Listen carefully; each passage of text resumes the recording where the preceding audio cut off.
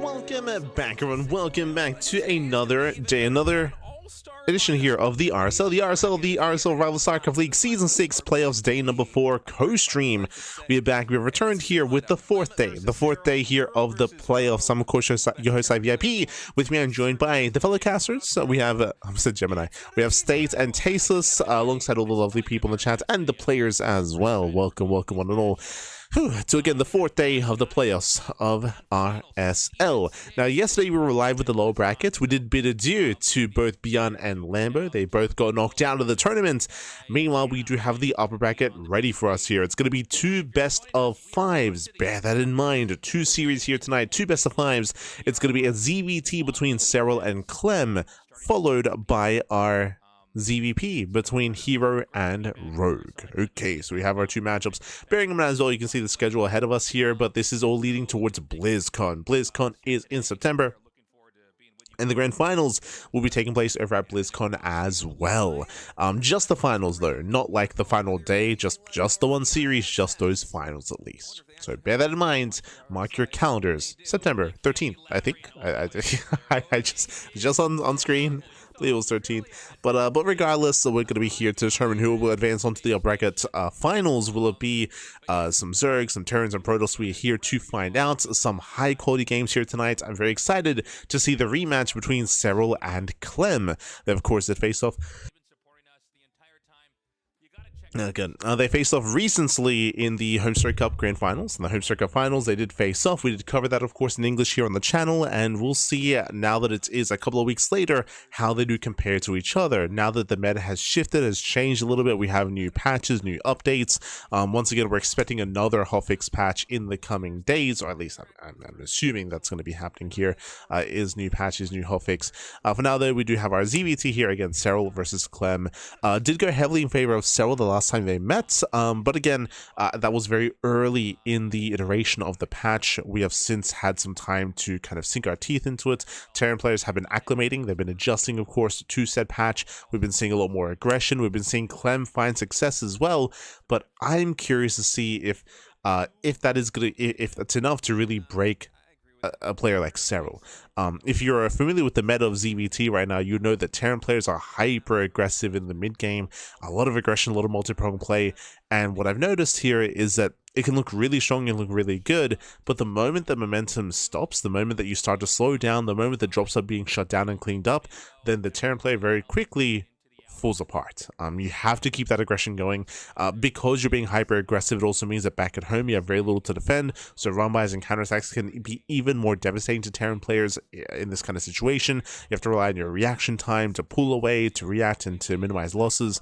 It's a very, very, very kind of like intense and on a fine tooth, or like a, it is very much so like on the edge there on whether or not you're going to succeed or you're going to fail. Very, very much so on the edge, on a knife's edge even. So we'll see if that trend continues here, if that dynamic continues. We'll see if we see something different instead in our upcoming ZVT. We see our players are waking up here bright and early here at, what is it, like 3 p.m. no. European time. I want to say like 11 a.m. Yeah, 11 a.m. 11 a.m. in the morning.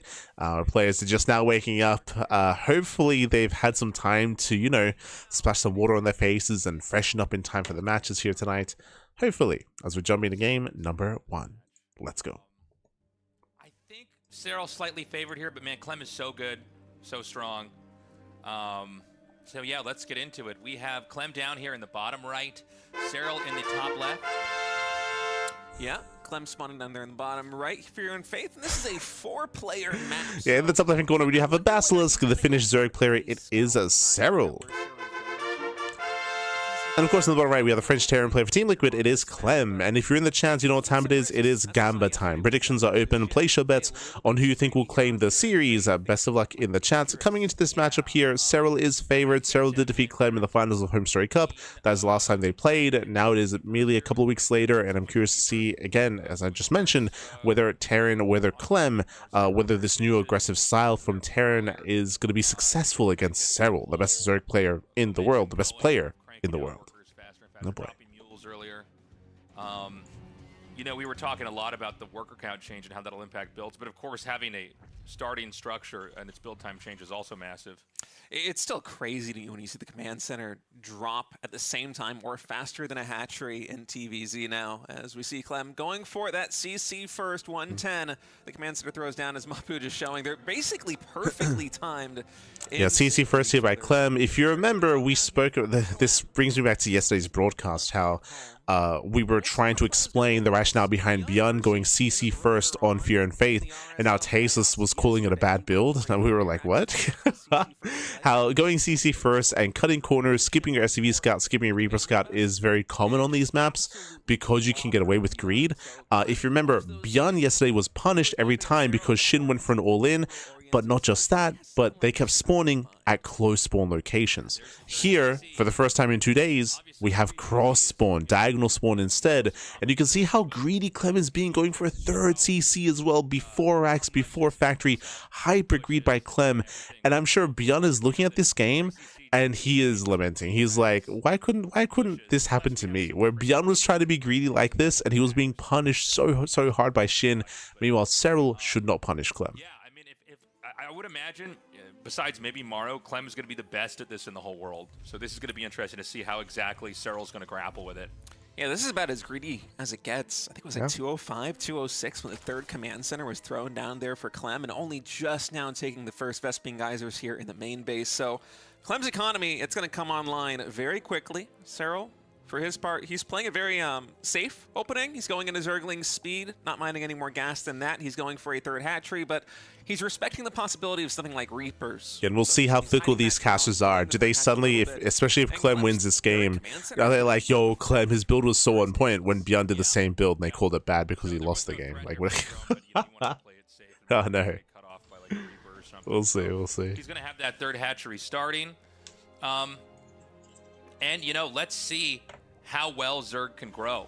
This is a map where you have a pretty long travel distance to get to where the other, you know, specifically because of these spawns. Is. So pushing's not going to be that easy. You know, the easiest way to look at a map TVZ a lot of times and see, you know, which one it favors is, you know, how pushable and how quickly can it be done as Terran. The further apart you are, the harder it is to get to the Zerg, the better it is for the Zerg. Double factory gets thrown down here by Clem. Okay. We're going to make it up. Likely it will be that Clem goes for something like this, but it looks like Clem is going to be opting to go for 3 CC into mech. Wow. Okay. I'm not going to lie. Oh, that's factory number 3. 2 and 3 in production. I was so confident this was not going to be mech. Yeah. That's really interesting. So if you remember, Beyond played mech yesterday, and we have been seeing Clem mix in mech. I think he played mech at Homestory Cup, actually. Yeah, he did. He played mech at Homestory Cup as well. Not saying that he will play mech every game, no, but specifically because of the hybrid greed here, because of the spawn locations, mech makes the most sense. Mech ideally thrives in a position, in a situation where you can get away with this greater economy, and that start to outscale your opponent. Usually as a meching player, it's hard to get your third and fourth base, but in these spawns, in this position, it should be easier for Clem to max out. Clem likely took those after he took the gases in the main base, so Serral's going to know that this is going to be a very gas-based build, so this Overlord Scout is crucial. Serral wants to see what's going on. He sees the second factory, and now he knows this is going to be something like Battle Mech. Yeah. I don't know how much of mech working is hinged on them being surprised by it or not. You know what I mean? Obviously, seeing it is massive because you realize the game is in a completely different. I mean, earlier reaction is better. Like a normal otherwise, you're stuck with Ling Bane, so it's a big part. But yeah, he sees it. And so this is going to be a lot of Cyclones coming out here. So pushing against what was just mentioned, it is pretty crucial because it's if you believe your opponent is playing standard, then you'll go into most likely Ling Bane into Ling Bane Hydra, which is a worse composition against mech. Clem actually needs to connect with here versus Serral because the earlier scout fast roach forward. So greedy. Only just now is Serral at some moments getting an income advantage over Terran. And so for Clem, I think with this battle mech, like maybe you want to trade out the Hellions because they're cheap, they're mineral only units. But as long as you're continuing to build up, in particular the Cyclone numbers here is Clem, I think you're pretty much happy with any trade. Yeah, he's just going to start by picking off a couple of these creep tumors. Serral does have some Lings over here to, I think, basically intercept these reinforcements. And look at that. Clem sets up perfectly to basically surround those Lings, merge up, and then continue on with his pressuring. I mean, it almost feels like more Hellions than Lings there for a moment as Clem just continuing to power up. That's what, 2 or 3 more factories in production? I mean, Battle Mech, it's not a very expensive composition with the Cyclones and the Hellions, so typically you are going to mass those numbers out very quickly, but the rate at which this is coming online here for Clem is ludicrous. I mean, the supplies are still even between Serral and Clem, and Serral's going into roaches. Yeah. See, what Sage just said is that the soup is lying to you. True, the soup does lie. So the Battle Mech Clem is in a very good position. Is, you know, he's going to be able to put some pressure in here. I don't think he's going to be able to deny the 4th base. But I think getting a 5th base is basically going to be impossible for now for Serral. If you look at the position on the map, the 5th base, whichever side of the map he takes is really far away. And this is one of those maps. Oh my god, we already got a couple more drones getting killed here. Hold on. 3 drones. Get another shot off. Doesn't quite get the queen. Might be able to poke out this 4th. I stand corrected. Yeah, with no roach speed yet. Still 10 seconds away. It's very hard for Serral to actually connect onto the Cyclones. Ooh, gets the queen towards the end. Roaches, even though it's on doesn't deny the expansion, but what's important, Clem just denied all that creep. He killed the queen, denied a bunch of creep. Clem is fighting for map control. 67 drones. And so far he's fighting well. In terms of roaches, he's going into tunneling claws. He knows he needs some kind of tricky plays to try and get the momentum back on his side. But Clem just continuing to push in, continuing to kite, scanning, keeping the vision even on something like Overlords. Anything you can do to just win this war of attrition is huge for Clem, and I love this play that Serral's setting up for. He's setting up It's this not round. a bailing landmine. It is a ton of roaches burrowed over here on the left side. Oh. If he pops these on the cycles, it's going to be huge. Oh no, he gets spotted! But there's a Oh Raven. my god. That was crazy. That's yeah, there's crazy. a Raven right there. He was, for a second, it looks like he wanted to chuck the auto turret down to maybe even body block it. Yeah, very clutch move here. Serral is hurting so much. Again, no creep, no presence on the map. He's struggling when it comes to his economy. His fourth base is getting up though. But the drone count is not there. Not there for Serral. He's committing. He's going across. Yeah, Serral needs to do something to try and Oh, the slow surround. roll here of Clem. And he's going to be going for a surround right now, but the Cyclones and the Hellions, they are so fast. This Roach flank coming in from Serral, only actually able to pick off one of those Cyclones. Now they are getting on top of the Hellions, but the Cyclones dishing out so much damage, plus the addition of Banshees. Ooh, miss rally. Air to ground attacks that cannot be contested by Serral's army. He's just putting an additional timer on this composition by Serral. Yeah, a bit of a miss rally with the Cyclones. Likewise, Banshee did have some wasted DPS, but Clem still takes the fight. Hellions, he was able to whittle down this BattleNet composition quite a bit, but he still doesn't have an answer to the overall comp of Clem. Yeah, you know, it's rough. I mean, you could just see the Cyclones are like, Behind this, we're going into Speed Banshees. right? I mean, This is a very common battle mech composition is Heli and Cyclone Banshee, especially against roaches. You're going to have this kind of overwhelming amount where you can basically chase down. Now, the way this dynamic works is that Serral should be working towards Infestors. How do you counter the Infestor as the meching Terran player? Banshees. Usually you build up your Banshees, you have them with speed, with cloak, and you can snipe high-tech units like Ravagers and like Infestors as well. And by the way, Clem is going for what is, in my opinion, just a brilliant tech switch right now. It's not even really a tech switch, he's just adding it to the composition of the battle mech. He's going into Hyperflight Rotor Banshees. Yeah. These speed Banshees are going to pair so well with the Cyclones and the Hellions. You know, Banshees, once they have that speed, they're like as fast as a Mutalisk, man. They will be able to chase down these roaches. And there is still no meaningful anti-air here for Serral. I'm not sure what he's going to go into to try and deal with these Banshees, because once the Banshees Usually it's gets Corruptor. like 7 or 8, the damage output is going to be crazy. Yeah, it's going to be pretty insane. You can see the Roach is not quite able to reach their target. You can see Serral, he does get himself with the Hellions, and he wants to get into the mineral line. He's going for the SCVs. But, you know, He's the getting Roaches in. are going to start to come down here and hit both of these bases. This actually could be a position where I don't know if Clem's going to be able to stabilize on his 4 bases. Yeah, we spoke about this when it comes to the bio, when it comes to mid-game in ZBT currently in the meta. It's same here with Battle Mech, where you have to fight for map control, otherwise you will lose SCVs, and that's 11 SCV kills. Cyclones into the center, all the way down here on the south. Like, Clem has to do everything he could to keep Serral at home, but he's failed to do so. Serral has gotten across. More than you would expect given the compositions, but you can see it came at a cost. 3,000 more resources lost here for Serral. That's Ravager. Count still even. Very nice. Still even. And even though on paper, economically, you know, it is a deadlock. It is 80 drones to 82 SCVs. That almost always favors the Terran. Zerg wants to be ahead on bases because the cost efficiency rates. Yeah, losing too much. GG gets called, no main fight, and Clem takes game number 1. 3 CC opening into Battle Mech, and that just looked nasty. That was crazy. That was not, I mean, man, when that second and third factory got thrown down after 3 command centers, I just was not expecting a game like that. That was very impressive.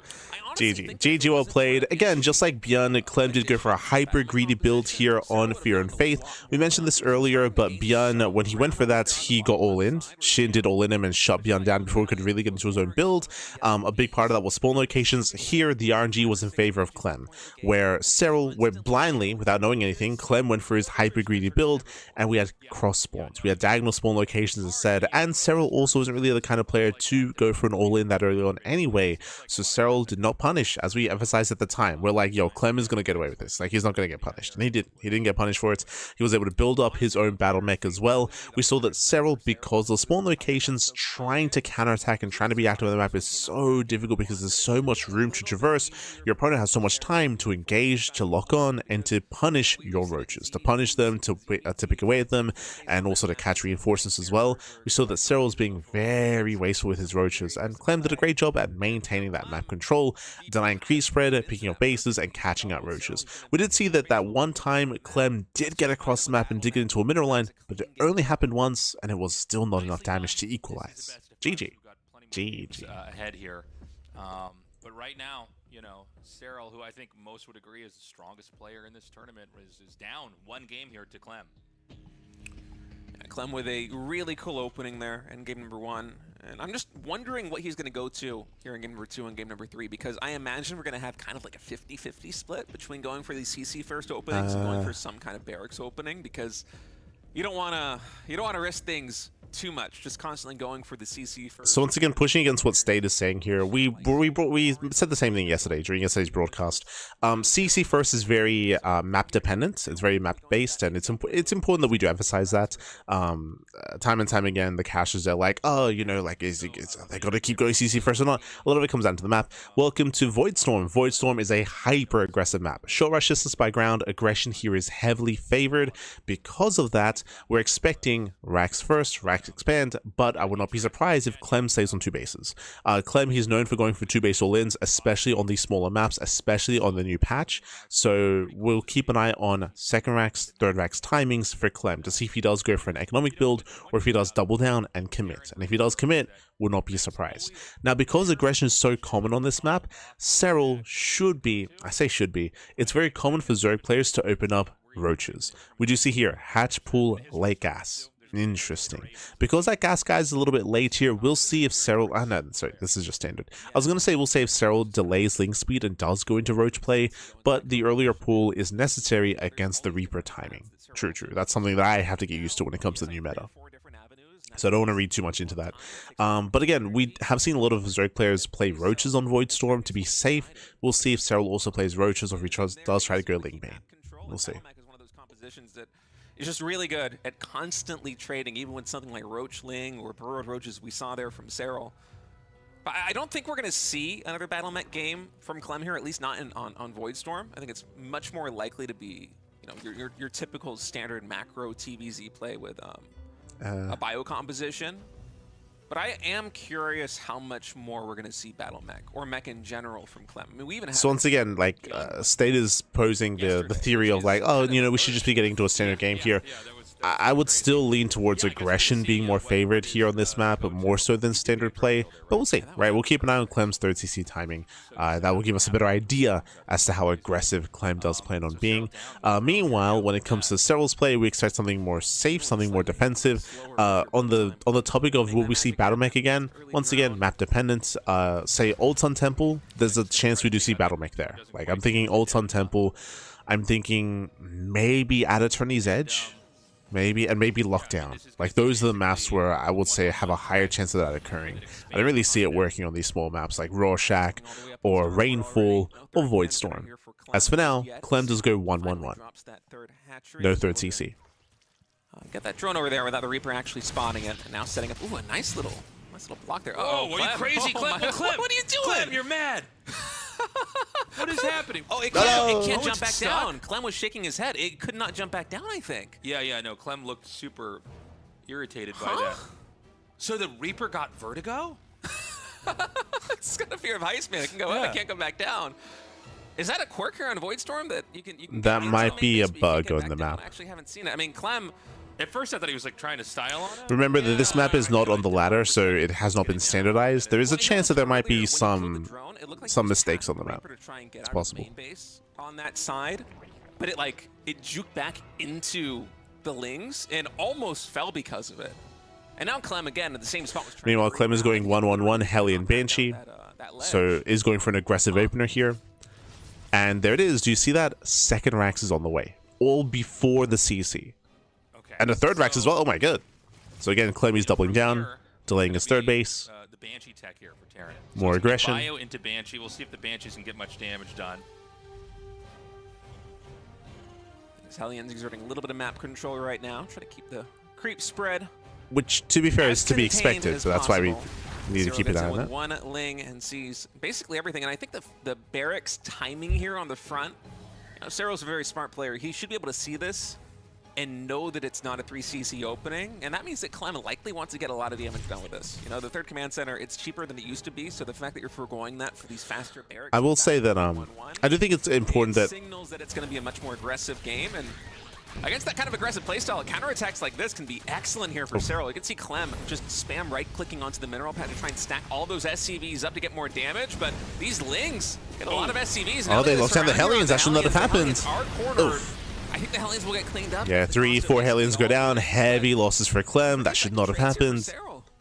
Yeah, I mean, this is going pretty well for Serral, even interrupting a little bit of mining time there. So very quickly, something that I think was good that was brought up here was the cost of the command center. What we've seen so far to Clem, I hesitate to say that that's an all-in. Like, it is very aggressive, true, but because the CC is cheaper, it's much more accessible. It means that it takes that much less to try to expand from this kind of position. It's not as committed as it used to be. He's able to get the Hellion number under control. Usually the Hellions, they work in tandem. eBay also tells us a longer game because it takes some time to get into +1. And yep, there it is, third CC. So the threat of Hellions running into the third base or running into the natural expansion and the threat of Banshees going into any mineral line, they pair very well together, and it can be so taxing for a Zerg player to try and deal with it. So the fact that Serral was able to clean up the Hellions, it simplifies the defense so much now. Okay, the Banshees now, we need to see what targets they can actually get. Like, are there any, whether it's creep tumors or drones or something. The spores are already preemptively set up to kind of deny this. Nice Pagos. It's pretty hard for the Zerg to not lose any drones. I mean, you know, it's hard to cover that whole area, and obviously Very nice. Banshees one-shot a drone. Yeah, it's kind of like an Oracle opening in PvZ. You're expecting it to like 2 or 3 drones. It's kind of just the damage that's going to be inevitable if you're going to be trading hit points on the unit for, you know, a couple of shots there on the worker line. But I think Serral will be happy with only losing 3 drones, especially considering... So Serral is going into Ling Bane. I say Ling Bane. I don't think he go to Bane Nest, right? Is he going pure Ling into Ultras, into Hive? So is he pulling a Rainer? I feel like he kind of needs to get damage done with his first move out. Yeah, he's moving out now, and he's going to be going for this 4. They're emphasizing that, again, because Clem's third is so late, he has to get damage done. This is true. And I believe Serral has no Banelings. It's going to be purely a Ling Queen defense. First, we need to see. Uh-oh. Yeah, he doesn't see it. The so greed? we need to see, can he actually get in here and make this work? And he's going to have... Wait, what is going... Oh, there's a tank in there. Okay. I thought he was going to do a tank drop in the main. I was like, what? Okay, so he's going to hit the hatchery. I don't know if Clem can, or Serral can save this in time. Yeah, he can't. Yeah, and Serral's not even going to try. It allows the hatch to fall. And I think it's a pretty wise decision here for Serral. You know, he's got the full 3-base saturation. He's actually getting a pretty good counterattack over here at the third base. Unfortunately, with the medevac, that means those leagues will never be able to confirm the kills onto the Marines. Dude, so Clem is so good right now. Yeah. This is actually crazy that he just did that versus Serral. He pushed out, hit the hatchery so fast that Serral didn't even have time to react. And I think Serral had the right move by just ditching it. I think a weaker player would have tried to fight anyways and ended up losing the fight, possibly the whole game. But Serral is up against I don't think the casters have recognized just the amount of greed that Serral is doing here. I think it's important that hopefully people watching are aware. We try to emphasize, remember, Serral has no Bailey Nest. He has no Bailey Nest. He's going to dive in the fungal. Oh my god. Top rope with 3 infestors. Double fungals. Trying to focus them down. We'll be able to get 2 of the infestors, and with still the not enough. dissipating, it looks like Clem has a It's still not enough. It's still not enough. The greed is being punished. The base is going down. And Serral, that was the best fight that he could have hoped for. But again, Serral, he skipped Banelings. He skipped Bailing speed. He's trying to rush into Hive and trying to rush into Ultras with Ling Infestor. This is just such a greedy style, especially on Voidstorm of all maps. This is a great idea. We'll see Like, this is crazy. Get done. He is going to keep some of those Lings around. So Like, Serral's playing like Rainer. Like, Rainer does this kind of stuff. Like, it's... Serral is trying to remake his 4th and recover. And Clem is going to cut through. And there's a reason why it's typically only Rainer. Making another inevitable push probably that much stronger. Yeah, and this isn't the kind of game that Serral wanted to play. He went into Hive Tech very quickly, and I kind of feel like the game plan was likely to go into Ultras fast, but Clem has just given him no breathing room. So stay got there. Trying to make the defense work with just upgraded Lings. Adrenal's about halfway done, plus 3 Carapace is coming in, plus 2 melee attack just started as well. Oh, can we get on top of the tanks? Infestors coming once more. Ooh, the siege my tank god. misfire. They're able to get most of those infestors. Only 1 fungal going to pop, and it's a fantastic fungal, but there's nothing to add on the damage. Yeah, those tank shots were brutal. 2 infestors go down. Here in the bottom left, and the extra expansion in the top right also getting taken out. There simply 6 isn't infestors enough falling. for Serral to really This might just be too much. This might just be game. Popping 36 more Lings Clem's coming. Remember, no Banelings, no Banelings, no Ultras. So we have like, what, 1, maybe 2 fungals? I don't know, man. This is going to be really tough to hold. This is not a comfortable angle for Zerg to try to lash out at and take this push out. You know, he's coming in. About half health. I like the surround. He comes in here The fungal doesn't land. He does not oh even my target god. the tank, so the tank's going to get a couple more shelling shots off. Marine's going to lift back up into these medevacs. Their numbers did dissipate quite a bit. Serral did a very good job getting on top of them with this Ling count. I don't know, man. Serral is in a bad spot. He is going to try to intercept this, or he was. I saw some units moving up above this. Very nice But he fungal. doesn't end up going for it. He Plays with the Marines. counterattack. So the reinforcements we're seeing come on screen right now. And you can see here the rally. Like, Clem is just rallying across the map at the same time. Serral does hit the mineral line. The SCVs are going to fall. We're getting chaotic, getting messy. Now the counterattack, you know, 10 sometimes there are SCVs. games where you see people counterattack too much, and they're never able to actually deal with a push, and this could be one of those games. Was a very good fungal there by Serral, though. I mean, the bio is getting cleaned up here on the front line. Solid there isn't fungal. yet an answer for these Serral's holding. Behind this, Ultra Cabinet is done. If Serral can buy time until Ultras arrive, then Serral can hold. And I think these counterattacks, they're finally starting to pay off The a little token bit. swarm Up until host. this point, Serral really hasn't been able to find the damage. But now that he has this large, massive links, especially with the green adrenal glands done, getting in between the Liberators here on the front line and the reinforcements and the third base from Clem, I think Serral's been able to finesse his way into buying a little bit of breathing room. Okay, the Liberators are going to come up now, and they're going to start to hit these drones over here.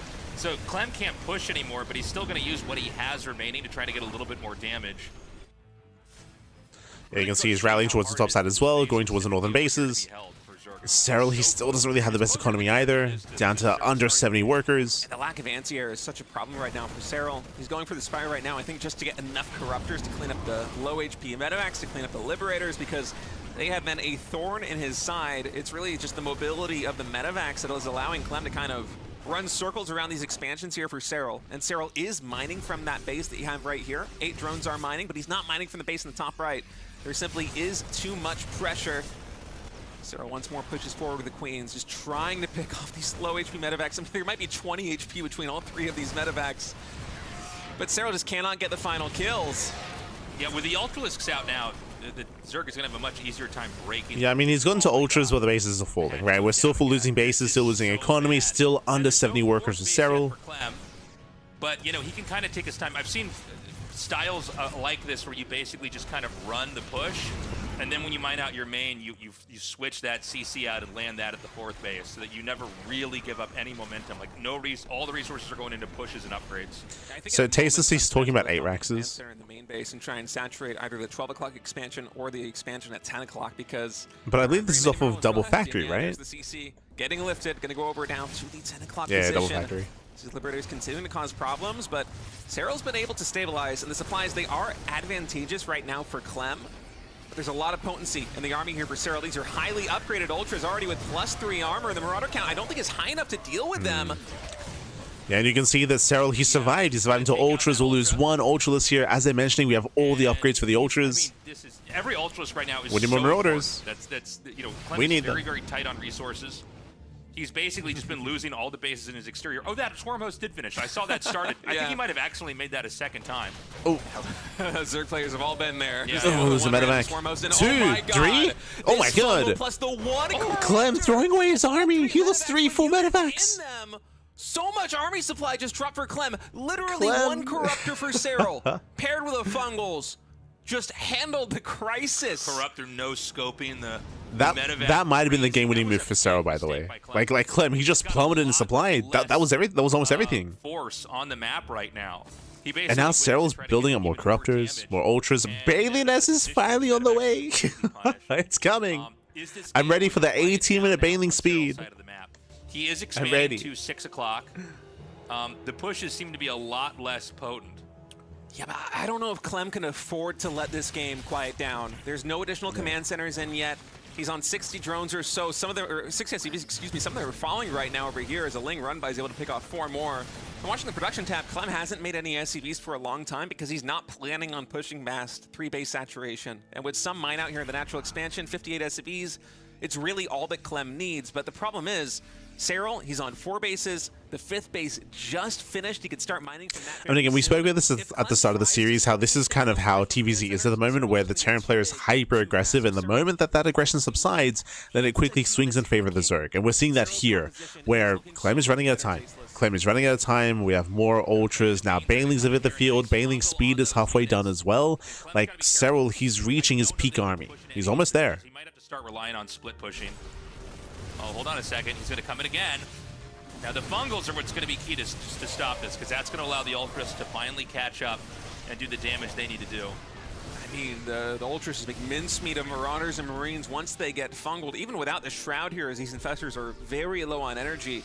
You see, once that Infestor energy runs out, the Ultras are not quite as effective. Clem with great stutter step micro, able to focus fire. Okay. Almost 2 of them, one of them escaping on very low HP. But as long as Serral can make the fights messy like this, force Clem to try and micro in 2 spots at once, even Clem can't perfectly stutter step 2 armies. And so the Ultras and the Lings, they will be able to get some value wherever Clem's attention is spread the least.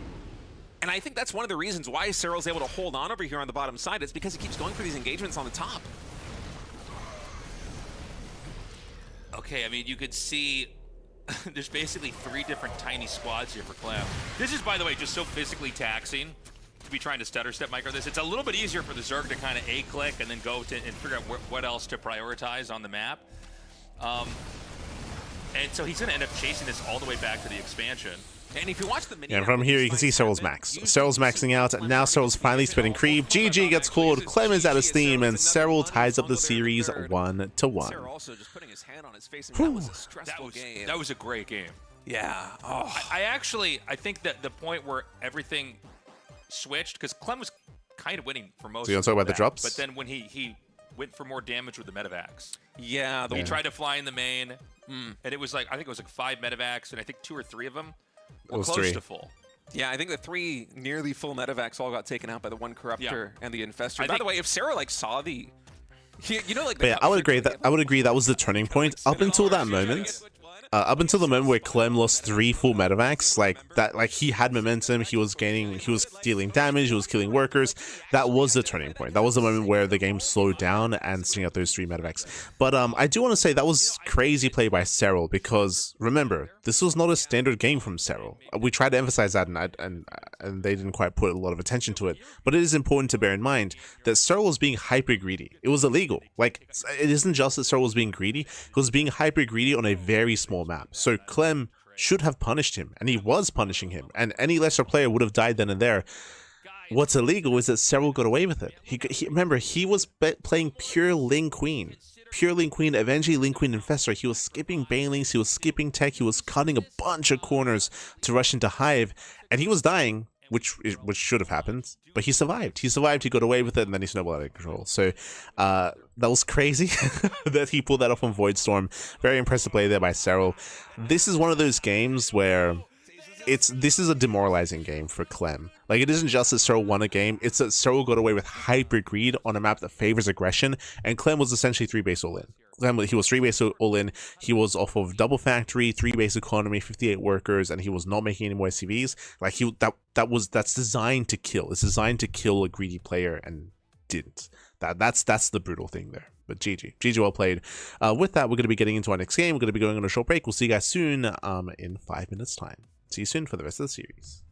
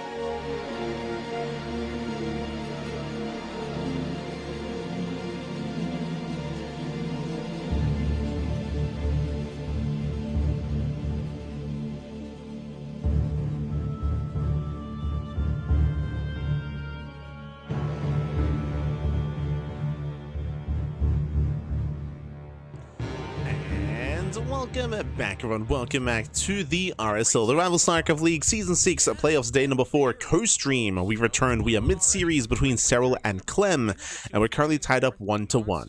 What's really important, though, is that these two games have been very specific. They've been very unique. Game 1, we saw hyper greed out of Clem on Fear and Faith. We gambled. He got long spawns, so cross spawn locations, very long spawns, so had a lot more freedom, got away with his mech and snowballed out of control. Meanwhile, game number 2, we had Voidstorm, very small map of the map pool, and Serral got away with his own hyper greed, cutting tech, cutting banelings, cutting any further gas tech, going pure Ling Queen into Hive, into Infestor, and Clem was killing Serral. Clem was doing well. And then Clem overextended, he went too far in, he lost 3 full medevacs. Serral was able to stabilize, able to take things back, get into ultras, and snowball out of control from there. So 2 very specific games. Now we're going to be loading in game 3, and we'll see how our players do adjust, and how things unfold on Necropolis. Let's go. On the head, like Clem just needed to get a little bit more damage done. You know, he went for that opening with a very delayed 3rd command center. He never made a 4th CC, he actually had to lift the command center for the main base to take another mineral line. If you're playing in a position like that one as Terran, like the game is on a timer. You have to kill Zerg before they're able to get 4 or 5 bases up, be able to get that drone count to a healthy number, fully flesh out their tech tree, because once they have Infestors and Ultras and Corruptors and everything else that they need, it's a nightmare to deal with. And so Clem already in the specified series, he's shown a couple of different styles. He went for the hyper greedy battle mech style there in game number 1, where his economic boom simply just outpaced Serral, and he won this war of attrition where he slowly chipped away at all the Roaches, the Lings, even Overlords at some moments with the Cyclones and the Hellions, and he won that game. But then in game number 2, he kind of flipped the script, went for a very aggressive opening off of the barracks, and I wonder if that's kind of going to be the dynamic from Clem in the specified series, where he either plays a hyper-economic cycle in the early game or a hyper-aggressive style. So there's something that they keep missing here, and that is that there's an influencing factor for both decisions that Clem went for. The map in game 1 and the map in game 2 as well. Like the map in game 1 favors longer, more macro based and more greedier play. Voidstorm game 2 favors more aggressive play, right? And that has been impacting and influencing Clem's style. And I also, again, as we were just saying, I also want to emphasize more that it was Serral that was supposed to be punished last game, and he wasn't, and that's a scary thing to behold. That's a worrisome thing. So there is a lot of pressure right now on Clem coming into game number 3 here to see how he does approach. On top of that, welcome to Necropolis. Now Necropolis is a map that everyone has the least amount of experience on, because this is not a TLMC map in the most recent Team Liquid map contest, and it also is not on the ladder either. This is an RSL specific map right now, so very limited experience. When it comes to the map itself, it does have a relatively secure 2, 3, and 4 base setup. It's a medium-sized map, high ground, a lot of high ground, a lot of choke points as well. I expect players to play for the mid to late game here, but we'll see. It should be a better map here for Serral. I'm worried if Clem decides to go for the same style, because it will be hard to stop. Yeah. So here comes that Reaper. But I think this is why the being aware as to why certain decisions are made is important, because right now we heard State being like, oh, if Clem is going to go for like another 3 base all in, like it's not going to work anywhere near as well here. Well, he shouldn't go for 3 base all in here, like not in the same way. Based on the map, based on the terrain, the setup. If that grenade pushes it, okay, Spore Crawler drops there for Serral. Clem always makes it so close. Yeah, I know, it's just right down to the wire there. And so this game is going to mirror a lot of the early game here of the last game we saw. I don't know if you noticed that. Clem here. 3rd CC. 1-1-1. It is a 3rd command center. Economic build. Hold on. I mean, is there a chance he goes mech here? I mean, there's always a chance, I suppose. Could be a merging of game 1 and 2. There's a starport here for Clem. And so this is already a lot more economic than it was in game number 2. True, the development is otherwise kind of the same. You know, game number 2, he went for the barracks, the factory, the starport, 1-1-1, and then added in 2 more barracks, the 3-1-1 opening, and then eventually added in the 3rd command center. This is 3rd command center before starport, so Clem is going to be less. I think I said this yesterday, when that one State sees a build, he locks in. Like now it's filed away. Now he's aware of it. And this is one of the important things to do in a best-of-5 series at this kind of top level between players like Clem and Serral, who are simply the best of their race, the best of their faction, is being able to diversify your build openings like this one, because it really keeps your opponent guessing. It's one of the reasons why I think Serral has just continuously been the best Zerg player in the world, is because his scouting is so good. Yeah. Now, we're getting to the point now where the Hellions are going to be coming out here. It's going to be Banshee Tech 2, and it is going to be with Cloak. So what are we looking for here? We're looking to see extra Raxes, we're looking to see the eBay timings, we're looking to see the growth here of Clem and how he does decide to build up into a longer game. Likewise, we're looking to see how Serral spends his gas. Clem can't make his pushes work, but it's going to be harder to pull off. It's much easier for both sides. There's a higher chance that Serral does go double Evo Chamber here, double Evo Chamber, double upgrades before Lair, to be greedy. Especially compared to Fear and Faith. I mean, taking a 5th base on that map. He might even try to go Ling and Fester again. So Serral going to come in now to the main base, and he will see no 2 barracks at this timing. I think he also spotted the 3rd command center. He sees the Rax. I hope Rax. he did. If we can get a shot of Serral's vision, we'll be able to confirm whether he saw the 3rd CC. But he should have a very good idea of exactly what Clem is going for. And so he knows there's going to be a lot less pressure coming in the mid game. There is no 2 barracks follow-up. He's still going Lair first, so going to be delayed. A little bit safer so out of any kind of Serral. Marine tank push, should Clem decide to go down that path, we'll be hitting like a minute plus later. It's going to give Serral a lot more time to drone up, to flesh out his tech tree, build up his economy, and he's got to be feeling good about that.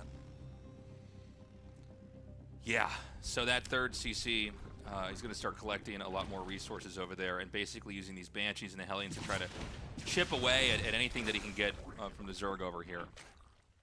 Banshee gets chased back a little bit. We've got Stim about halfway done. The double eBays here, obviously a nod to the fact that we are going to be going up to 8 Raxes here, with Clem doing that kind of classic Terran push. Oh, okay. It's going to be Spire before Evo Chamber. It's been kind of cool to watch Serral play the first 3 games of this best-of-5 series, because he's kind of going for a similar approach in all the games where he gets the full 3-base saturation like this. And kind of has an I mean, this is a good way to once again take advantage of just the size of the map, and he does get one of the Banshees. Yeah, late reaction by Clem. The Spire, the Baneling Nest, just getting all these tech structures. Not that fun, actually. Oh, he gets both? Oh my god. The grenade actually the clutch transfuse. That's crazy. Available, but with reinforcements coming in, Sir will be able to keep these queens alive. Clem No made a very shot. good show of trying to get that thing taken out. Yeah, so the Baneling's Nest just finished up. So they're not touching on it. We need to emphasize, Clem, he just opened up 1-1-1. He went for a CC into Starport into Cloak Banshee. Clem just lost both Banshees. He didn't kill any workers. He dealt basically 0 damage to the Banshees, so a really shaky start here from Clem. Behind this against Serral, he is being greedy, but in a different way. Last game, he went into fast infestation bits. This game is going into fast Spire, delaying his upgrades into Mutaplay. And Clem is not aware. For all he knows, it could be the same build. Like, that's what's scary here, is that both Game 2 and Game 3 have similar openers, similar styles, but different tech and different follow-up, which Clem is still yet to confirm. And because he lost the Banshees, he has less scouting information. Usually the Banshees at least give you a little bit more insight as to what your opponent's doing, but did lose him early on. Thankfully, Clem is being active, but we'll see if he can break through. On the creep, to be able to deal with the bio pushes, and also just slowly snowballing that Mutila's count in the air as Clem finally coming online. He's going to start asserting some pressure. Now he sees. He has to get out of here. The mine. Without Baneling speed, the army from Serral is so large right now. He did this very conservatively with a 4th hatchery coming in quite late. That's going to give a lot of staying power to Serral's army. Takes that right back. Okay, we've got the push coming down now. Is this going to be enough, though? You know, a lot of these Marines have not quite healed up, by the way. Bearing in mind that Clem is getting a 4 CC behind this, he's getting ready for a longer game. He's quite committed with this move out, don't get me wrong, but he is expanding. Creep tumors out. We only see Queens. I think there's a couple more Lings. Banes are morphing as well, but they're not quite ready. And Combat Shield's still about 15 seconds away. A little bit of an awkward timing here for Clem. This 1-1 is done, but those Marines very vulnerable right now before those Combat Shields are finished. So Clem instead just biding his time for now. But it seems he feels like the window has closed, and Serral's identifying this too. He's actually sectioned off. Yeah, Mutas are across the map. They're at the natural. Lings here on the top side. Yeah, it's the Mutas that have actually sectioned off to the north side of the map to try and get damage done. So Serral confident in the defense. Serral holds. Now looking to try and get some damage in either the natural expansion or the 3rd base here of Clem. Ooh, nice connect on those Mutas. Looks like he will end up taking out the gas, but the more important thing that's happening is going to be this push down here. Is there enough to actually fight this? It's just Widow Mines here, no tanks, nothing kind of anchoring this to where the Zerg can be super abused, you know, with Terran kiting. Yeah, but the lack of creep spread really makes this a difficult hold for Serral. Does catch the Hellbats. He wants some Marines. Will solve that Oh my god. Though, as the Banelings, they connect on top of the Hellbats. Those get cleaned up. The meat shield is gone here for Clem, but a second push has arrived over at the 5th base. You just turn around. He can save this at all. I mean, the Widow Mines are going to burrow. They're going to be able to kill this before anything can get here. He's Oh, that's a kill. It, so he does drop the Not a cancel. That's huge.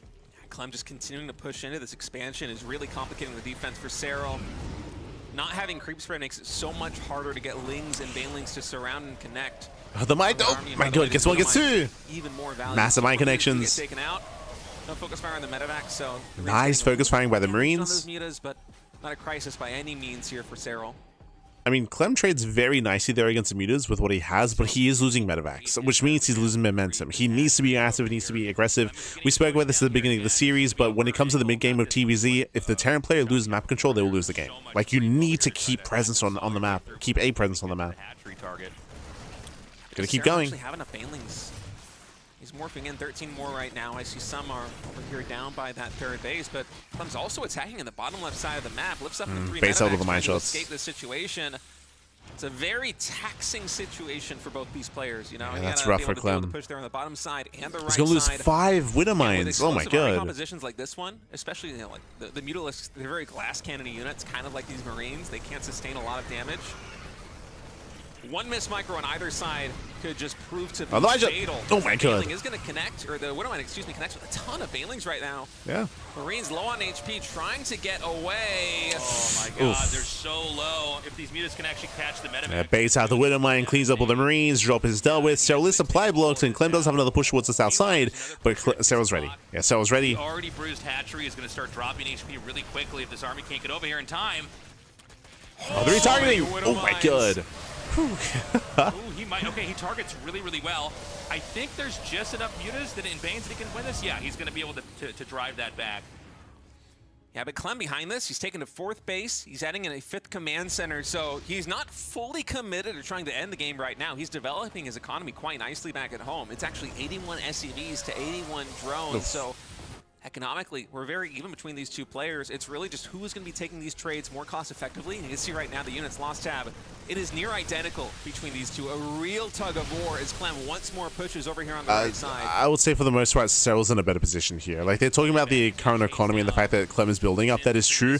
But as we try to emphasize, we are heavily reliant right now on keeping Serral busy, and Clem has failed to do so. Clem, he lost too much momentum. The mutas are getting across the map. SCV is going to be going down, and Clem is not ready for a defense back at home. He's going to do really well over here at this 3rd base.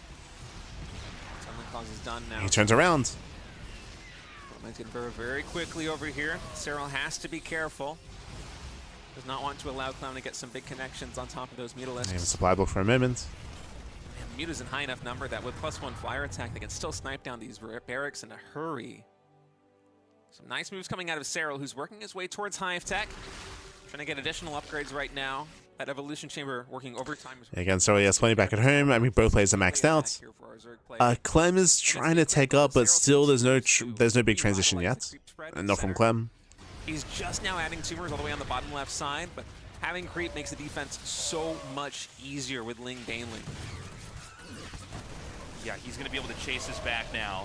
Good pickups. Without the mutas here, you know, you can't actually go for the full punish. You can't go for the kill. Yeah, you could see, like, the tide started turning, like, maybe 3 minutes ago. It was when Clem got cleaned up, when he lost his medevacs, when he lost his bio army. Scary. I don't know if Serral knows about this base at the top right, but he needs to find out pretty quickly.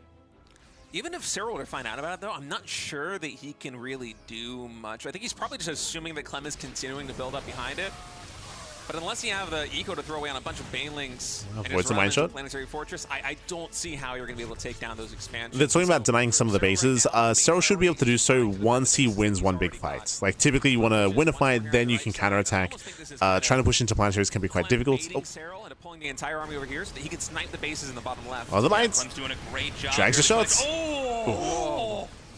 That was insane. Okay, so this hatchery's going to go down. I mean, that Widow Mine must have gotten like 20 Banelings. That was a huge hit by Yeah, so Clem breaks through on the left, so Serral breaks through on the right. How much damage We trade bases. Shot does. Like, you can tell how big the Widow Mine shot is because of that. And now Serral's going to take out the 12 o'clock base. So Serral, I think, is actually still not scouted the top right. He basically went for what 20 SCVs. 20 SCV kills critical damage at the same time. Clem does get a second hatchery, but he will be forced to lift. And he has to race back home. Bases in total, 2 of Serral's and 1 of Clem's. As Serral pushes into the natural expansion, thinks better of it, now retreats back. And he might check the top right corner now. Oh, especially seeing an SCV coming in from that side. That has to build some suspicion. Okay, he's gonna, yeah, now he sees it. This is always a weird moment in StarCraft when you think the game's in a certain state because you didn't realize the base was there. Now, I think he can still punish this. This is, again, a really hard position for Clem to actually defend. It's kind of marooned out here on the far top right. If Serral can hold this push off and hit that location at the top right and take it out, I think he's probably destined to win this Again, game. as you mentioned, the difficult thing here is that Serral saved all his workers. He saved his economy. Did lose bases, so he's mining inefficiently. But Clem is in trouble here, as I don't really see him holding on to these expansions. Nice mine shot, but... are going to soften these minas a little bit, but Oof. there's enough DPS to take down both of those turrets. That was kind of a cool move. Serral faked out Clem. He basically went to the top right and then just kind of waited there. And Clem thought that the mutas were looping back around to the bottom, so he thought he could move out. But then he went in there and did a little bit more damage. Now, something that is occurring here over time is that Clem is building up a super maxed army. Clem is not making SCVs. He's not making any SCVs anymore. A lot of mutas did just go down, and I don't think we have Ultra Tech yet. So without Ultras, Clem has a pretty terrifying army, like the size of the army, I mean. Right now, he's on 80 drones to the 50 SCVs of Clem. The army supply for Terran is much higher than Zerg right now, and this is a critical time in the game where I don't think Serral has many Ultras. Yeah, it's just one Ultra. There are 4 Infestors, but these Spellcasters are going to be critical to the defense. Without the firepower, without the staying power of a healthy Ultralist count, Clem on 138 army supply the spread. Huge potential to pulverize the position of Serral. Okay, so I don't think Clem can do much with this just yet. He's coming with everything. He's going to try to push it. Actually, I take that back. He's taking it's the entire army. So he's not split pushing anymore. He's going to try to basically hold his position, wipe out 6, and then the base to the left of this. Banelings, they don't get through. Miscontrol that by Serral. Marines, they can micro back behind the Marauders, and the Banelings are never going to connect. So Serral going to dive in once more. He needs to clean up those Marauders. The Banelings trying to chase off creep, but they're too slow to connect with the Marines.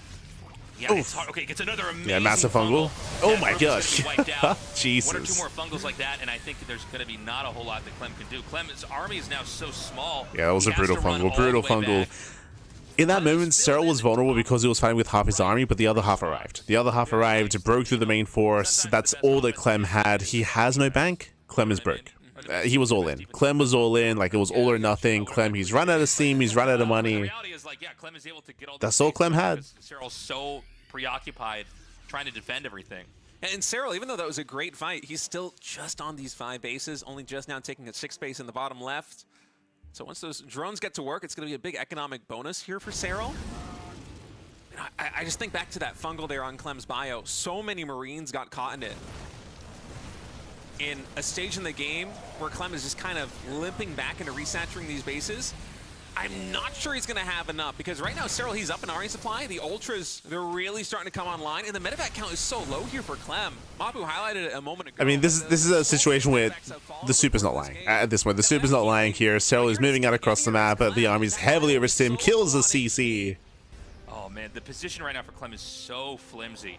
He's got all these bases. These are all just kind of hard to defend, right? That's not a planetary at that base. It's most exposed, which it's a natural. Much, much harder to hold. I think the main CC is being swapped, or actually the natural CC is being swapped out to take that base over there. Doesn't mean that Clem's dead, but like if he has a couple more fights that he loses, he's out. He's very close to being knocked out right now. I was about to say, the units tab make they're huffing some copium back. Yeah, GG. GG is called. I was like, he's not quite dead yet, but it's good. Okay, he's dead. He's gone. Yeah, I mean, it looked like it was going to be better for Clem, but I think we got accustomed to all these reinforcements just streaming across the map. Serral did some real damage, taking out the SCVs, forcing lifts, killing command centers. And so Clem, you know, that was the first... GG well played. As we were trying to, like, allude to when it comes to what we were saying. Like, there was a certain period in that game where things started swinging heavily in Serral's favor. It was before Serral killed the SCVs, actually. Like, they're referring to the economic damage that was dealt. It was before that. It was like maybe 7 minutes ago when Clem, when he lost his medevacs, when he started losing his medevac drops, he started losing his bio army.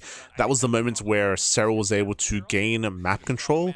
And then, because he had caught all that bio and all those drops, he had the freedom to start to move out with the mutas. And then he started doing economic damage. So it was before he had dealt that economic damage where Clem did overextend, took some really bad fights, and then everything very quickly swung in favor of Serral, where now the mutas had freedom to go across the map, to hit the mineral lines, to cripple the economy.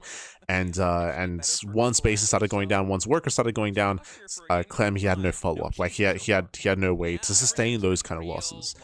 Once again, this style that you're seeing, this is very standard, this is very meta when it comes to TVZ, where the Terran player is hyper-aggressive, leaves very little back at home, and the moment that they lose map control, the moment they start losing SCVs, that's kind of game. That's kind of game then and there.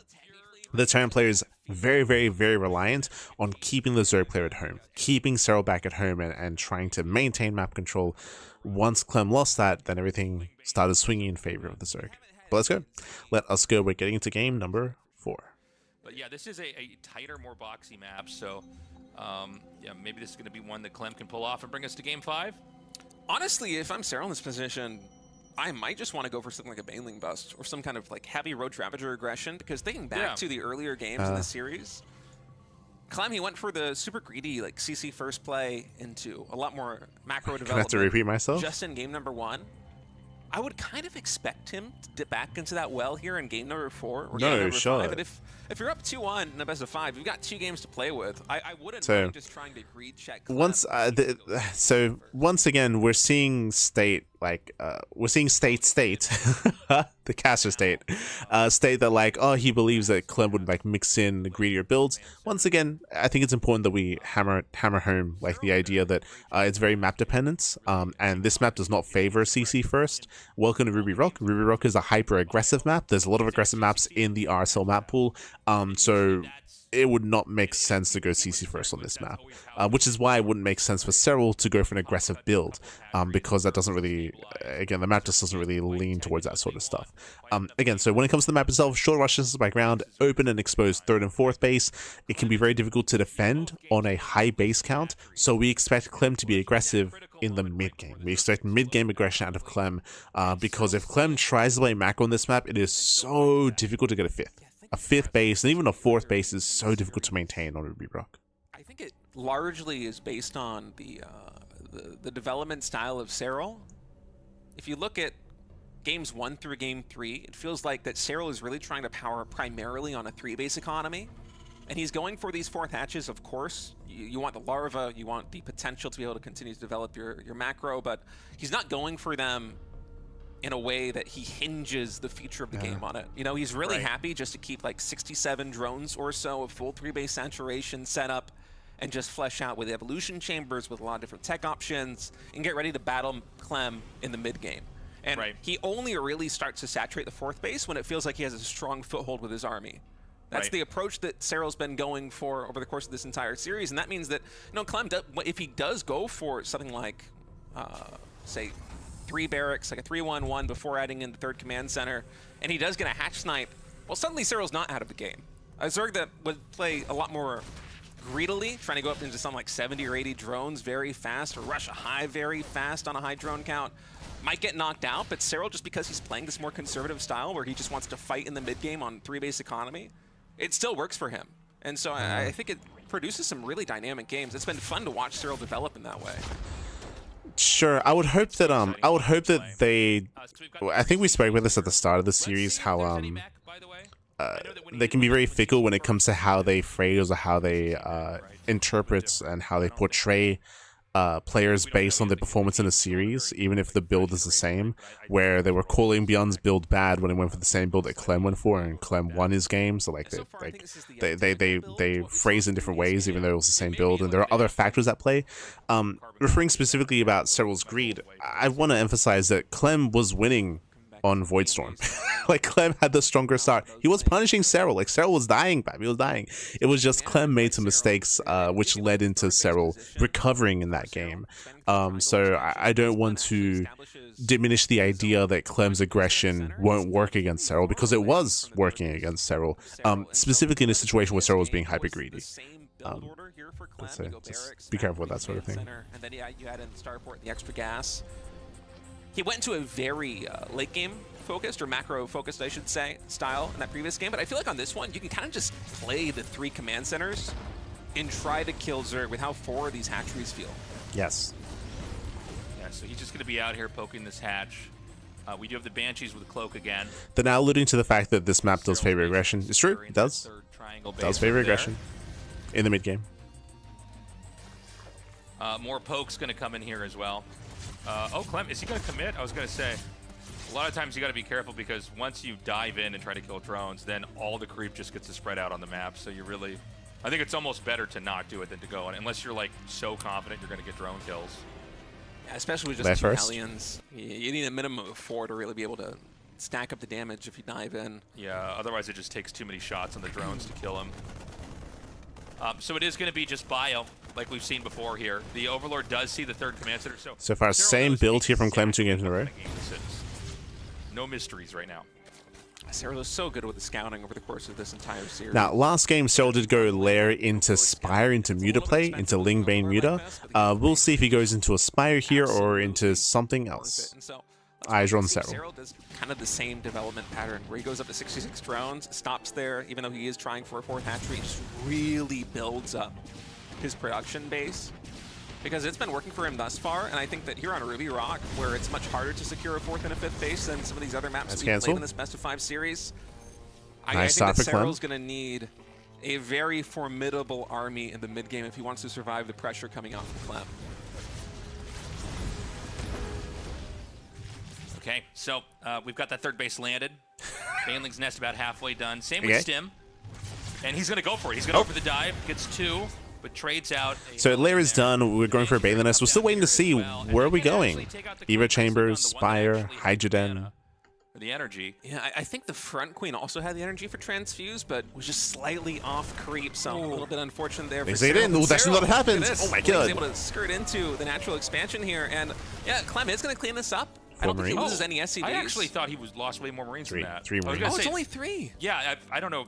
There was some kind of something deceptive about the way the fight looked. I thought he lost all the Marines and it was SCVs that were just left over. But I mean, Serral definitely got the damage done to kill like 5 Marines there, but I think it was just so perfectly distributed that... That's a great time to kill Marines, because that's right when you're starting the Marine accumulation, right? So if you take out the Marines, then that means... We have the answer, double Eva Chamber. So double Eva Chamber, double upgrades. So Serral's playing very Lingbane heavy into Infestation bit. This is similar to the game on Voidstorm, as he does catch both Banshees. That's a bit unfortunate there for Clem. His attention was elsewhere. Yeah, didn't he?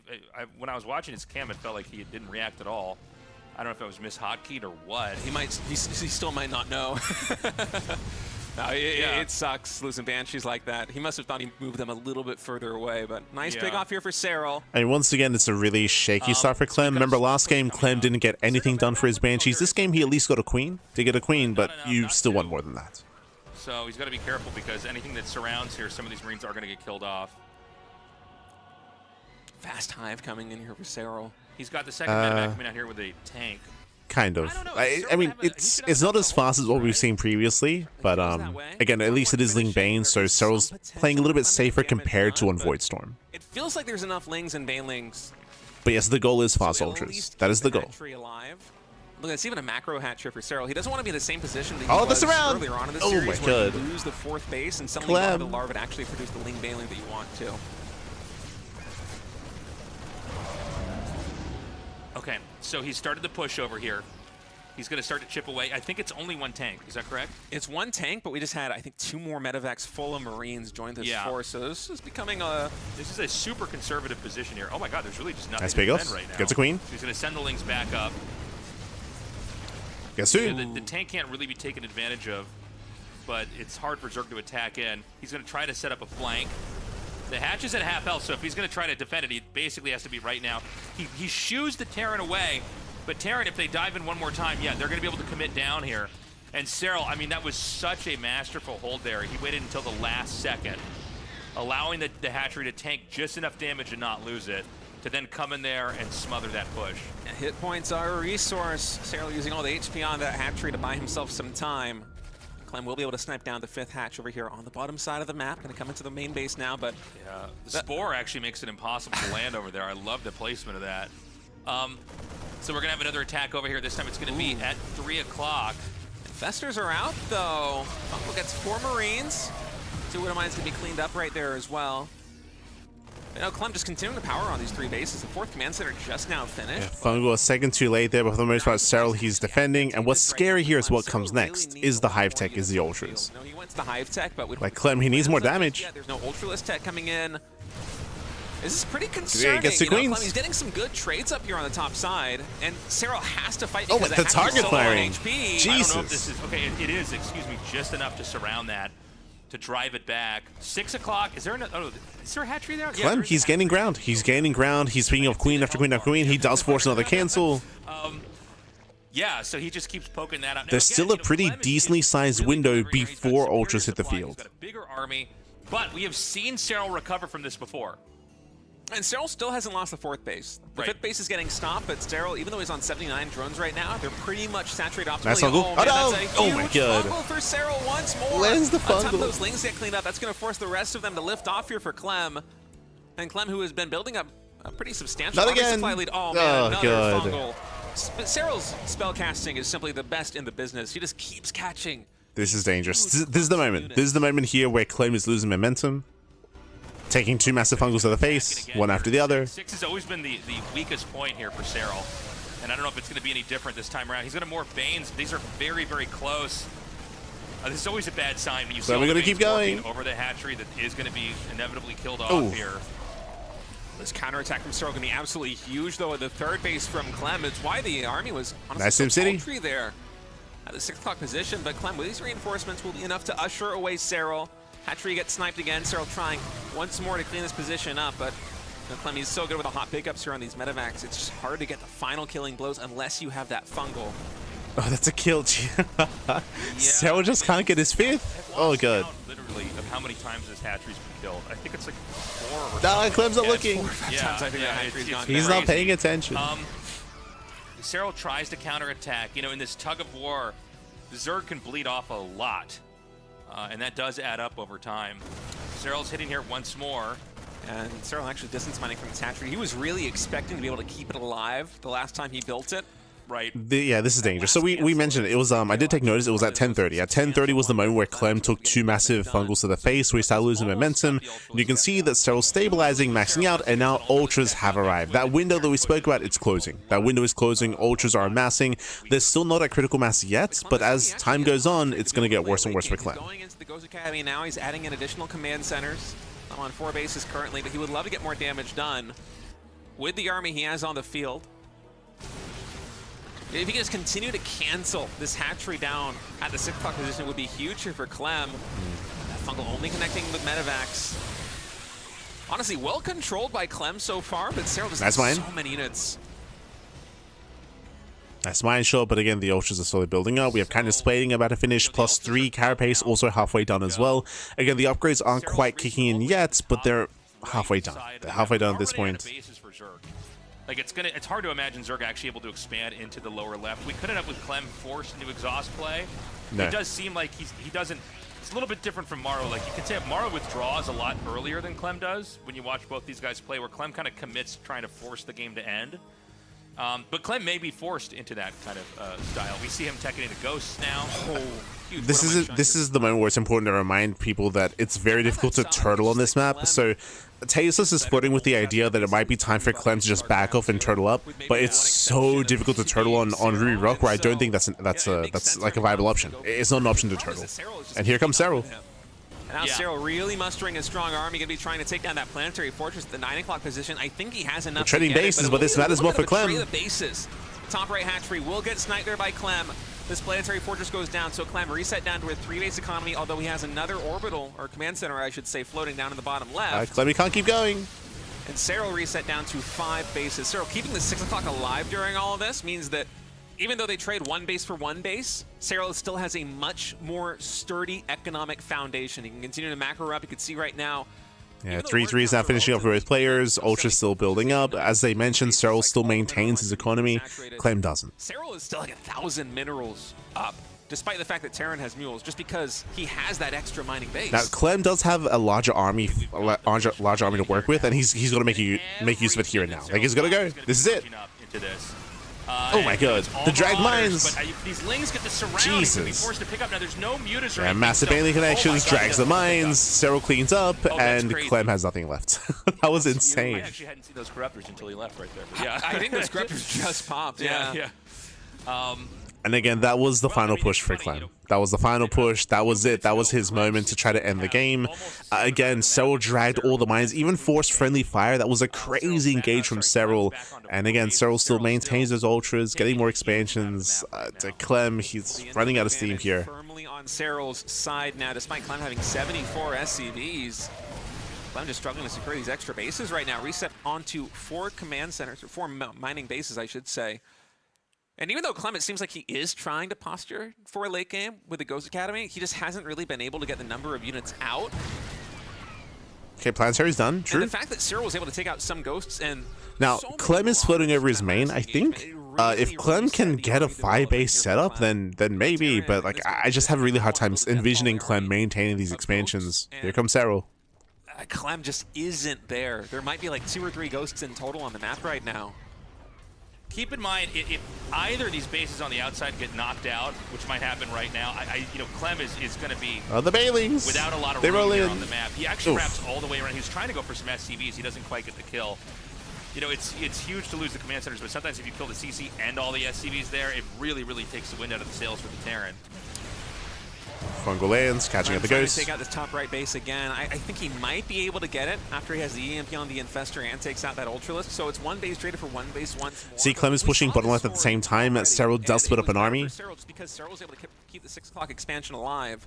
This time, Clem is going into a faster expansion at the 12 o'clock, so he's going to try and be able to recover that way. But trading 1 base for 1 base when one player just has more of the map, it feels so much better for Serral. Yeah, he's going to force a lift off there. So the 9 o'clock spot's gone.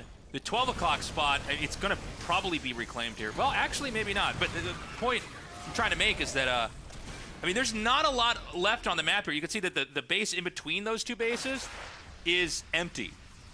So, like, Clem is almost out of oxygen. If he can't, oh my god. Yeah, another CC goes down. Clem is down to 1 base. He's down to 1 expansion. Sorry, now 2. And keep a base no, up, the SCVs. and the game goes on, or Serral has Get out of basically here. shut him out of this game and will win 3-1. And Clem is going for what feels like one last Hail Mary push. Almost his entire army is mustered over here on the right side of the map. 3 ghosts, 20 Marines and 20 Marauders. Serral going for the engagement right now. Actually not going for a full surround, trying to chase off of creep. This is about the best fight that Clem could ask for. Sure. Yeah, that was not good for Serral. Like, in games like this, again, it's not like Serral's going to lose if he doesn't kill Clem right here, but, like, this is your opportunity to shut it out. Oof. Barely saves that hatchery. That's so crazy.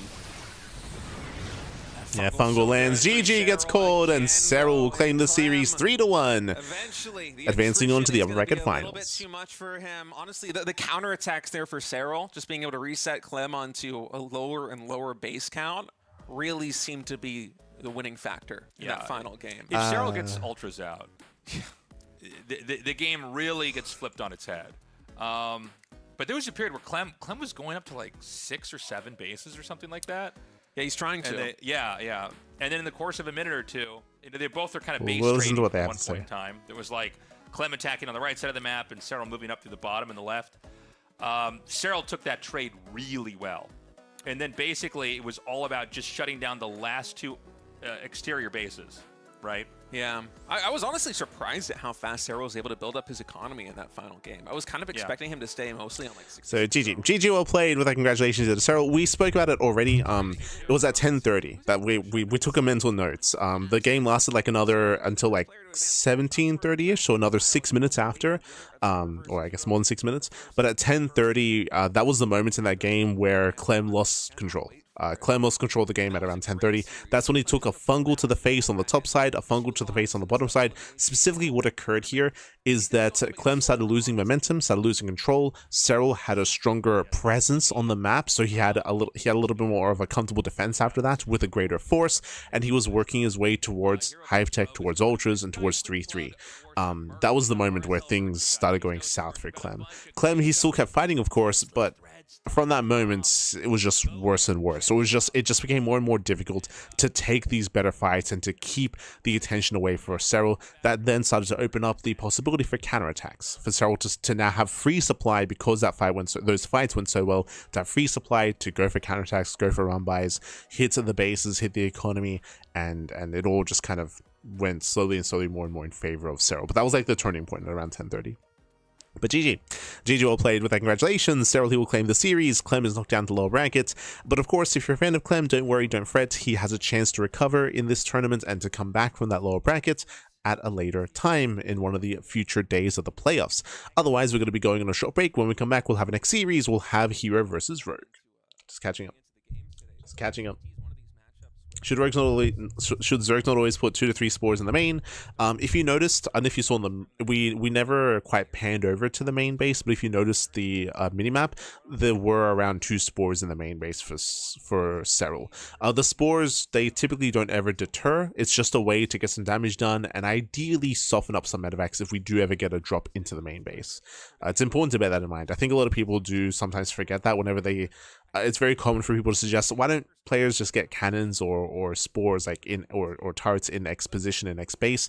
Usually they're like usually they soften things up. They're never like they're never something that they're never repellents, right? Then they never do completely stop drop play or stop Nidus Wounds, for example, or stop Muta Harass or anything like that. It's usually just a tool to buy time for the rest of your army to respond. And Serral did have some spores in the main base. Again, it's usually just to buy time, so then you can rush over to react and respond and to defend. It's typically not something that like stops like Doom drops or stops drop play from getting into bases. Just buys time so you can respond, so you can react, and you can race on over. But otherwise, GG. Otherwise, GG well played. With that, we are going to be back in a couple of minutes' time with our next series with herO versus Rogue. We'll see you soon after the break. See you soon. Bye. See you soon.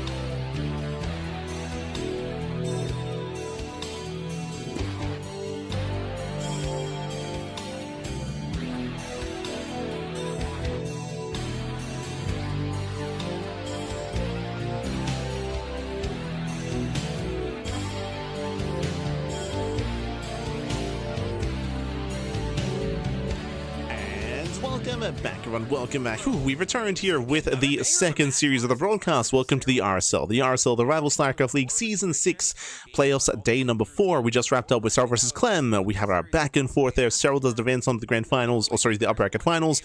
Clem is down to the lower bracket to face up against Solar on the 8th of August.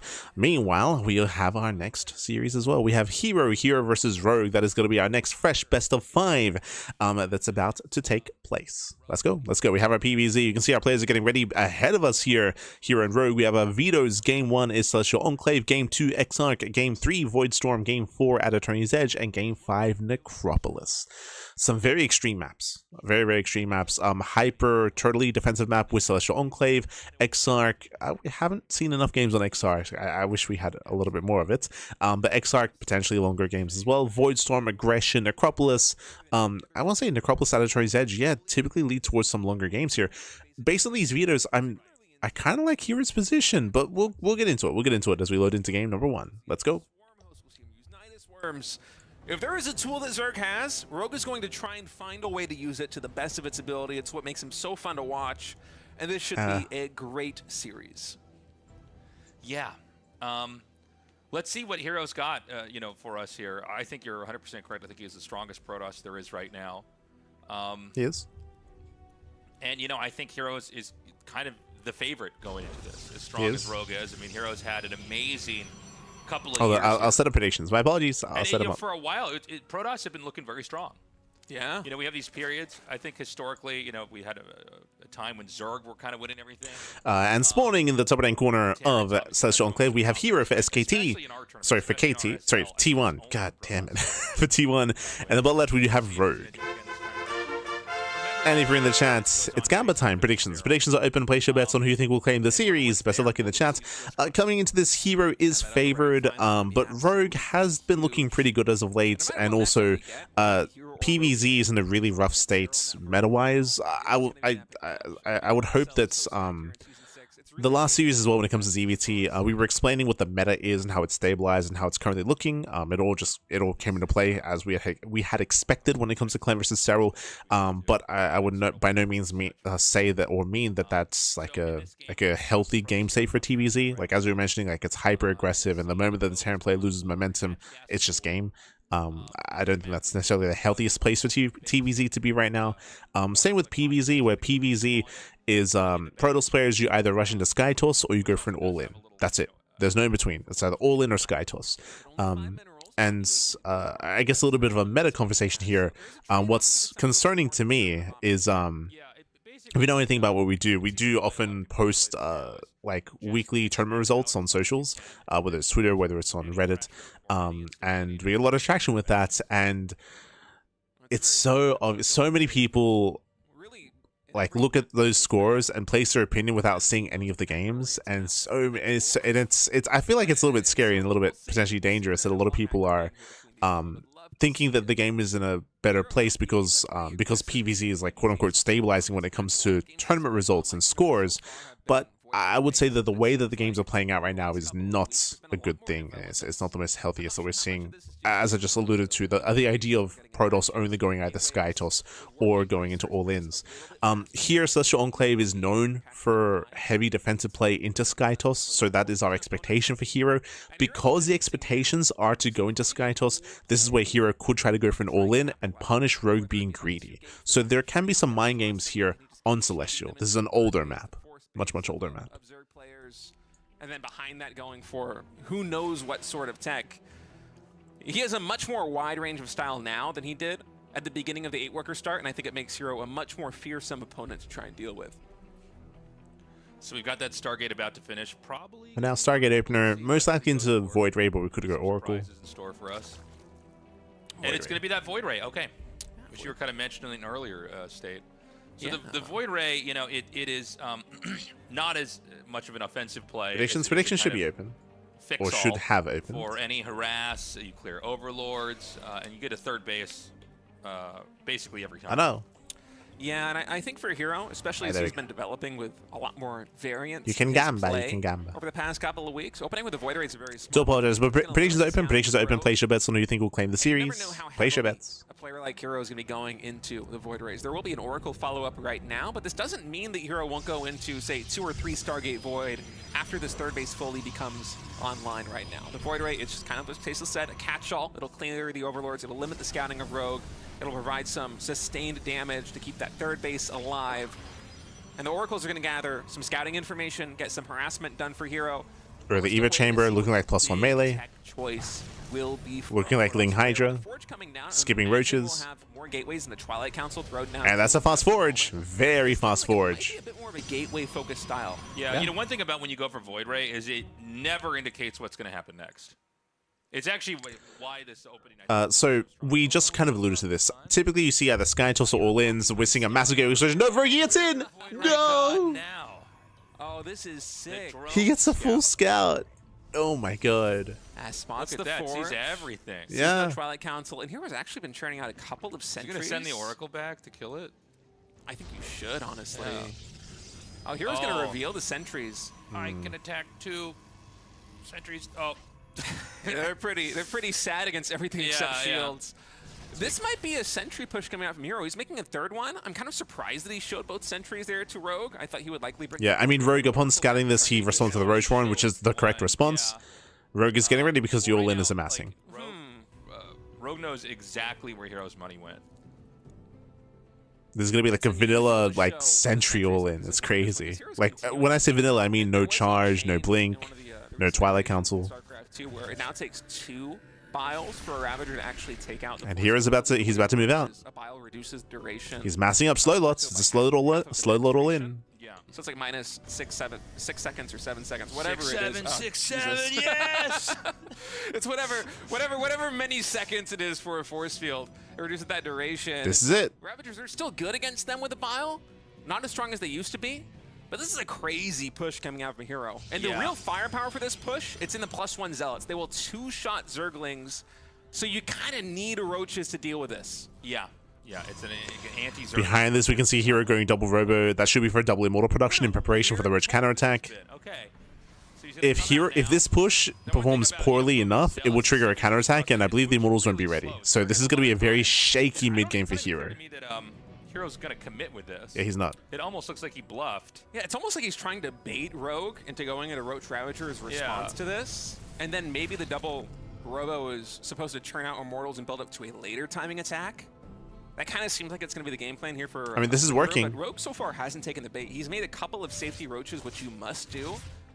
So the worst thing for herO would have been Rogue massing up Roach Ravager, engaging with this, and then counterattacking. But thankfully, Rogue, he's taking up. He's taking up, he's backing off. hero's poking and prodding, but herO ideally wants to preserve this army and transition into Mass Immortal. Zerg is banking up. Actually, not banking up that much. He scouts. We've got a small Ling counterattack here. The Lings are going to see the double Robo. No battery. This is one of the funny things. It's like, I guess technically a Void Ray could kill all these Lings if they just stayed there, but yeah. Void Ray, not great in moments like that for taking out lots and lots and lots of little weak units. Yeah, the Spire's nearly done here for Rogue, but herO has been so aggressively posturing with his army that Rogue hasn't had the time or the space to build up the bank that I think he wanted. And actually, Rogue, it seems like he lost track of hero's army right now because the Roaches are in the center.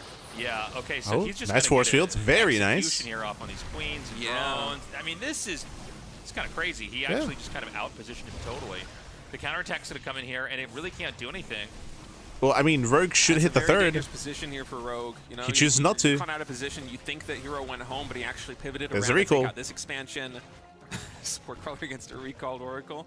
Got it to about half HP, but you know, Rogue, he's reset down to 3 hatches. He's on a 3-base economy, equal economies here. Behind this, Rogue is not droning. He's not droning, he's not saturating, he's knocking on the rocks. Muters are on the way as well. The push gets spotted. herO knows. One of the problems with trying to counterattack with Roaches and Lings in the way that this game is looking is that you have 2 Robos that are pumping out Immortals. So the Immortals just counter the Roaches. And as long as you have good like SimCity, like positioning, you're not gonna have a hard time against Lings. And really good intuition by herO, by the way. I don't think he actually spotted the Mutalisks, and he didn't even see the Spire until just now, but he already started Phoenix production because he only saw the Roaches and Lings there for Rogue.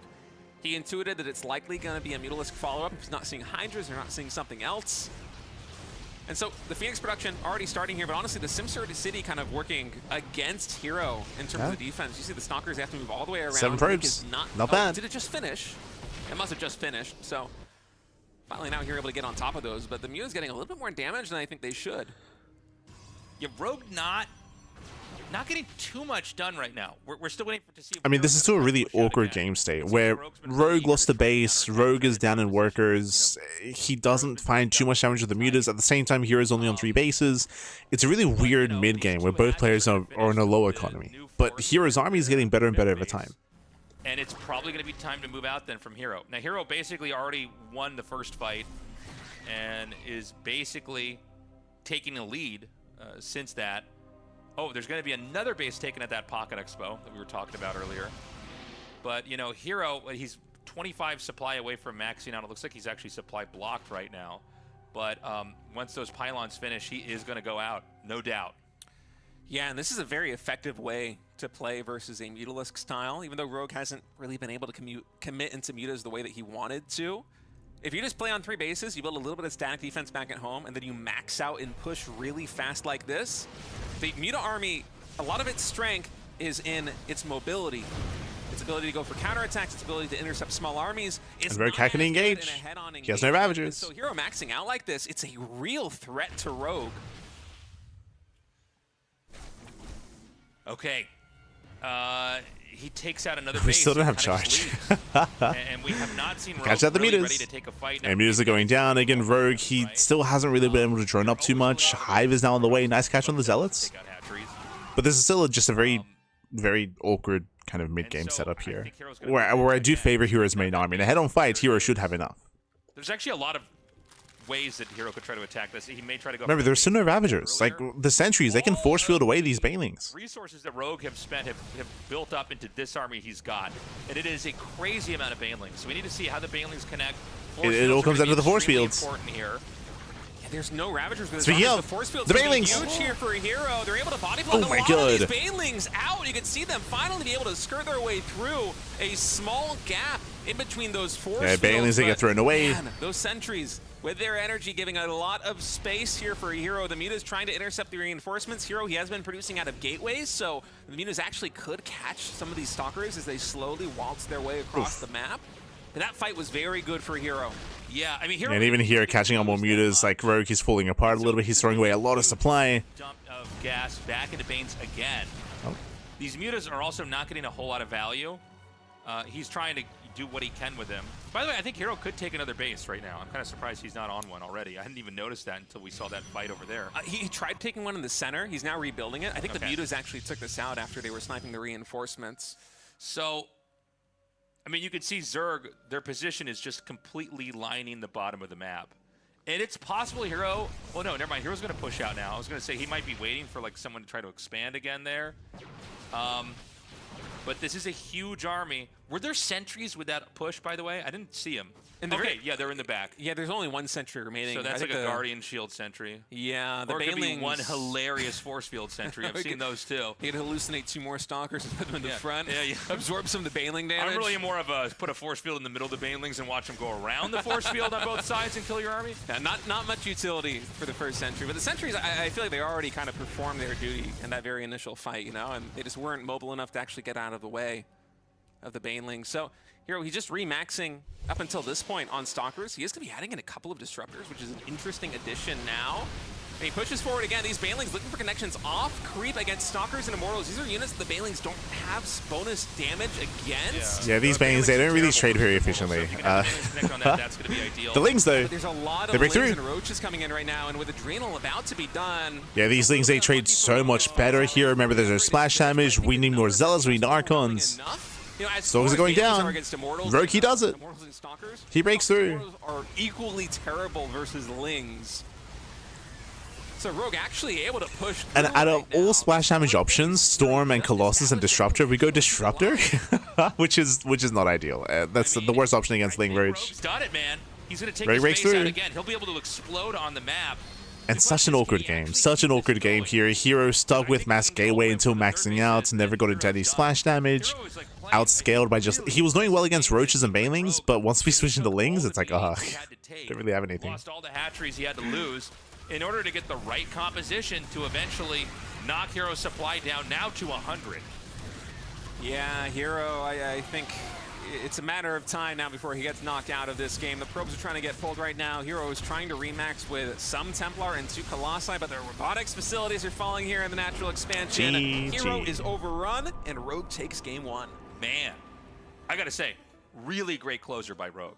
I mean, the whole game, it kind of looked like herO was doing it, but it was like you just had to get just enough Banelings to break that comp. And then all the Lings, all the Roaches go in there. They take out all the Stalkers.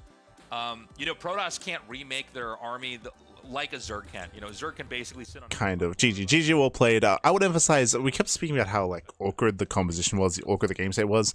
Basically, here was 3-base all in. He was 3-base all in, and the army that herO had just did not scale well into a longer game state. Like, it had a very much so like a finite, like an expiration date on this kind of army, on this heavy Stalker, Immortal, Sentry based composition, and he did get outscaled. They got outscaled.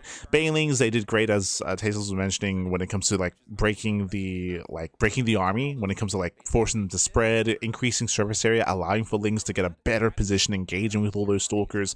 And once that fight went awry, like, it all just quickly snowballed in favor of Rogue. But a really weird game. But again, just because herO was 3-base all in, he initially went for the early like slow lot move out, and eventually into what we saw. Again, didn't really have too much progression into a longer game, and GG all played. Rogue takes game number 1. Rogue finally clawed it back. Yeah, we're ready for game 2 now. Rogue, again, you know, with that supreme patience, kind of knowing when it was his time to take the fight, and when it was worth just giving up hatcheries, abandoning positions, and it paid off. You know, herO basically wanted to win that with some kind of a push. Now we're going on to a very different map. This is what I mentioned earlier, that just because a player wins doesn't mean we gotta like be like, oh yeah, you know, Rogue, he knew that he could just give up these expansions and give these bases and give up these positions, and his eye was on the prize. Rogue was being outpositioned. Let's not. it's not like Rogue wanted to lose expansions. Like, Rogue, he was being outpositioned. herO was being able to outposition Rogue multiple times in that game to knock down expansions, but herO wasn't able to force the fight. He wasn't able to force the fight that he wanted when he wanted. In the end, Rogue was able to mass up a greater force and eventually outscale. But it was back and forth. herO had his moments. Spawning on the south side in some of the closer positions. Welcome to Exarch, a map fun fact, I thought this map was a sure thing in the TLMC voting. I was shocked that the voting base in StarCraft did not vote Exarch in. I was shocked. It was crazy. Yeah, this is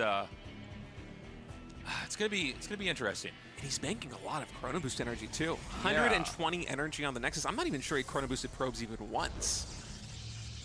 Yeah, where is he going to take us in this game? This is very cool to see. This probably is something very specific to this map. Oh my god. A second gateway. 1-base all in? He's going to send the probe up. Yeah, he needs to scout where this... Are we going for a 4-gate 1-base all in, which we have seen from herO before? So aggressive. Yeah. You got to figure out where to send the units. You know, time is everything with a build like this one. So is it just like a Stalker rush? I'm not sure what it could be. I feel like it's likely going to be 2-gate Adept. Yeah. I'd imagine that hero's going to proxy a gateway once he figures out where Rogue is. He's still looking. He's still searching. Going to be 1 Adept here. He wants to just maybe like try to hit the minerals behind the expansion, or maybe even get into the main base. You know, the Zerg economy, even though larvae are produced more quickly, the early game is a little bit more expensive. You know, hatcheries have a 25 mineral cost. Yeah. Is it also no wall? It's an all-in. As we mentioned in PvZ, it's either all-in or play Sky Toss. Like, it's one or the other. Last game was a 3-base all-in. This time it's a 1-base all-in. It's like all-in or Sky Toss, one or the other. There's of course a lot of range when I say all-in. There's like a lot of variety there. Only been on Warp Gate, and each Chrono Boost reduces the build time by 10 seconds. Yeah. So this might be, yeah, there's a 3rd gateway. This is going to be a full-on Adept all-in on 1 base here from herO. This is like a game you'd walk in and be like, what league is this in? Yeah. Like, okay. Well, he knows he's down here. right? I mean, he scouted the Yeah, other Rogue two he spots, scouts, so- Rogue confirms no expansion, and Rogue will see everything. Again, this pylon is to reinforce across the map. It's just gonna be nothing but Lings being produced here by Rogue. Might even get a spine crawler at some point once he realizes what is coming. And Rogue, he has time to respond. Builds like this, Building usually, up Lings. if they don't work, He's got the they just queens. have to leave. It's too hard to even get And it all comes down to unit control. It all comes down to Rogue minimizing losses, pulling back I drones. guess I'll start a Nexus now. Comes out of the control. The warp gates transform. That's an expensive upgrade here for a herO. Now the Adepts, they're going to be shading in. Spine crawler starts the natural. Of course, it's expansion 3 for gate, not Rogue. 4. 3 What gate. is herO going to do? Does he go for the Don't fight commit. versus the slow Oh my Lings? God. Yes, he does. Ooh, he jukes. So Okay. the Lings can't get us around. Doesn't get us around. And this is going to be that a lot of these Better Lings for are gonna herO. be kind of whittled down. He's going to then send the next Adept wave into the main, and he should commit Gets with in. that. Yeah. Yeah, I mean, So it's far, almost very all nice right shades now. out of You herO. want to be able to trade with the Lings before Zergling speed is done, because that's going to be the maximal value here for herO. I think with this, Link speed is done. it's finished now. I think with Cancels. this composition here for herO, you need to snowball the number of Adepts. You need Lings are coming. Yeah, Lings gonna lock him down. He gets trapped. Might just have enough. No. The Lings, they get this round right now. At least 2 Adepts are going to fall. More Heavy reinforcing losses here for in the natural herO. expansion. Okay, so they finished. It's about the same that he started the rush with. But again, Ling's speed. Yeah, again, he's locked down. He's gonna trade as best he can here against the wall, but he will lose Adepts, and this is too much. He's losing a little bit too much here. Safe, and I Spine is feel done. like Rogue is almost held this. Yeah. herO is going for a Nexus right now. I think he's lost faith that this build is going to work. Cancels this shade as well. Rogue just has too much. And this is Basically, not a build herO just admitted easily the Yolan has transition. failed. The Yolan has failed. I think he could just get flooded by Ling. herO tries to expand. Like he's gonna basically, yeah, force a deny there. I mean, I didn't even think it would be possible to try to go for an expansion behind this He might from like herO. just have the Rogue is supply blocked. You can see Rogue banking 400 minerals. This supply block is saving herO. It is saving him. For Rogue Yeah. to produce more drones. It's 22 drones to 24 probes right now, but Rogue is really thinking about the counterattack, and he actually is able to sneak out with those Lings. Does herO realize? Does he commit to the shit? No. He doesn't. He Doesn't thinks he's commit. getting baited, right? So here we go. These Lings are gonna come in. Oh, And- you need to recall the Adepts. I don't even know if there's energy for a recall right now in the main base. The Shade's Yeah. going to come in here, the natural Oh, no. expansion. More Adepts are coming in. This actually looks okay for herO. Yeah, he has a high he ground does a good Adepts. job hugging the wall. True. Wow. Okay. That could have been a lot worse. And fun So now the fact, next- again, this was better for herO because Rogue supply blocks. Like, Rogue got heavily supply blocked, so he had 16 Lings that just now popped after the Everything I fight. understand about PvZ off right now in terms of tempo and timings. As hero's going to be moving out again. Robotics Thank God. facility starts here for herO. Rogue is going for a third base, starting to drone. Work account's nearly even. Okay, so the Wallen's gonna get set up. hero's Now- actually doing it. He's actually being able to transition out of this. I Yeah. I didn't believe kinda he was can't gonna be believe Like, Rogue supply block means that herO takes that fight, he defends back at home, he gets his natural base up and running. Like, herO, he's stabilizing. He hasn't gotten there yet, but You know, on the we're way. on a two-base Protoss. Again, even getting the base up, it's a very tough game, right?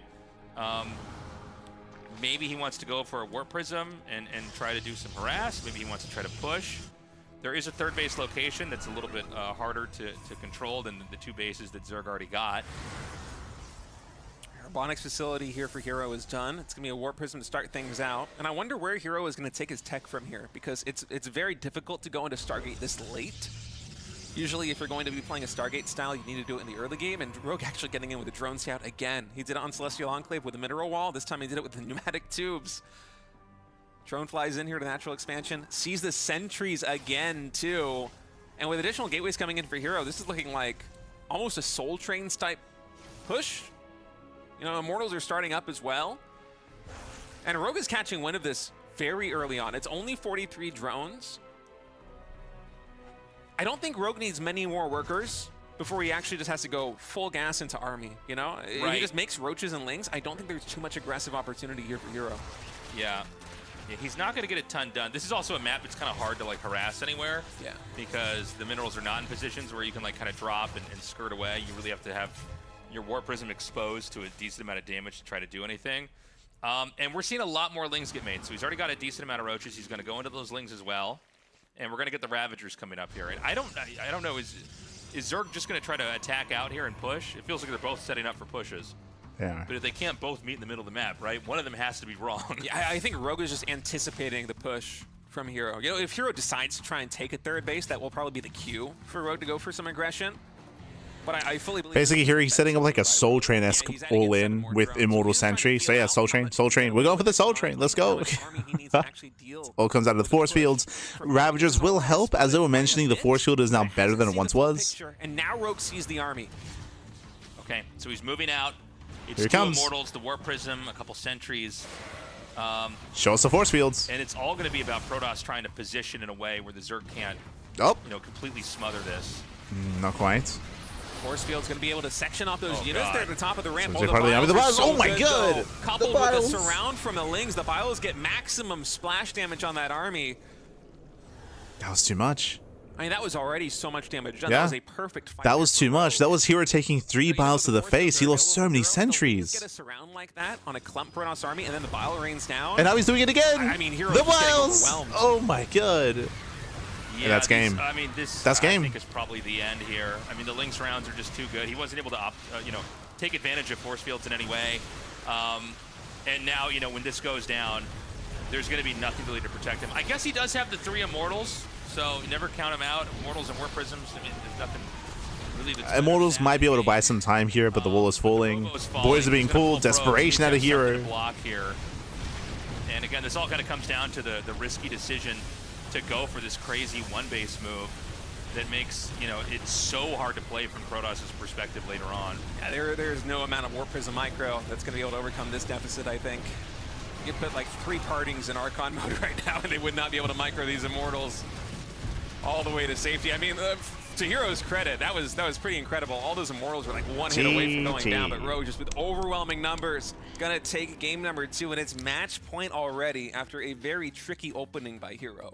Yeah, I mean, this is kind of scary.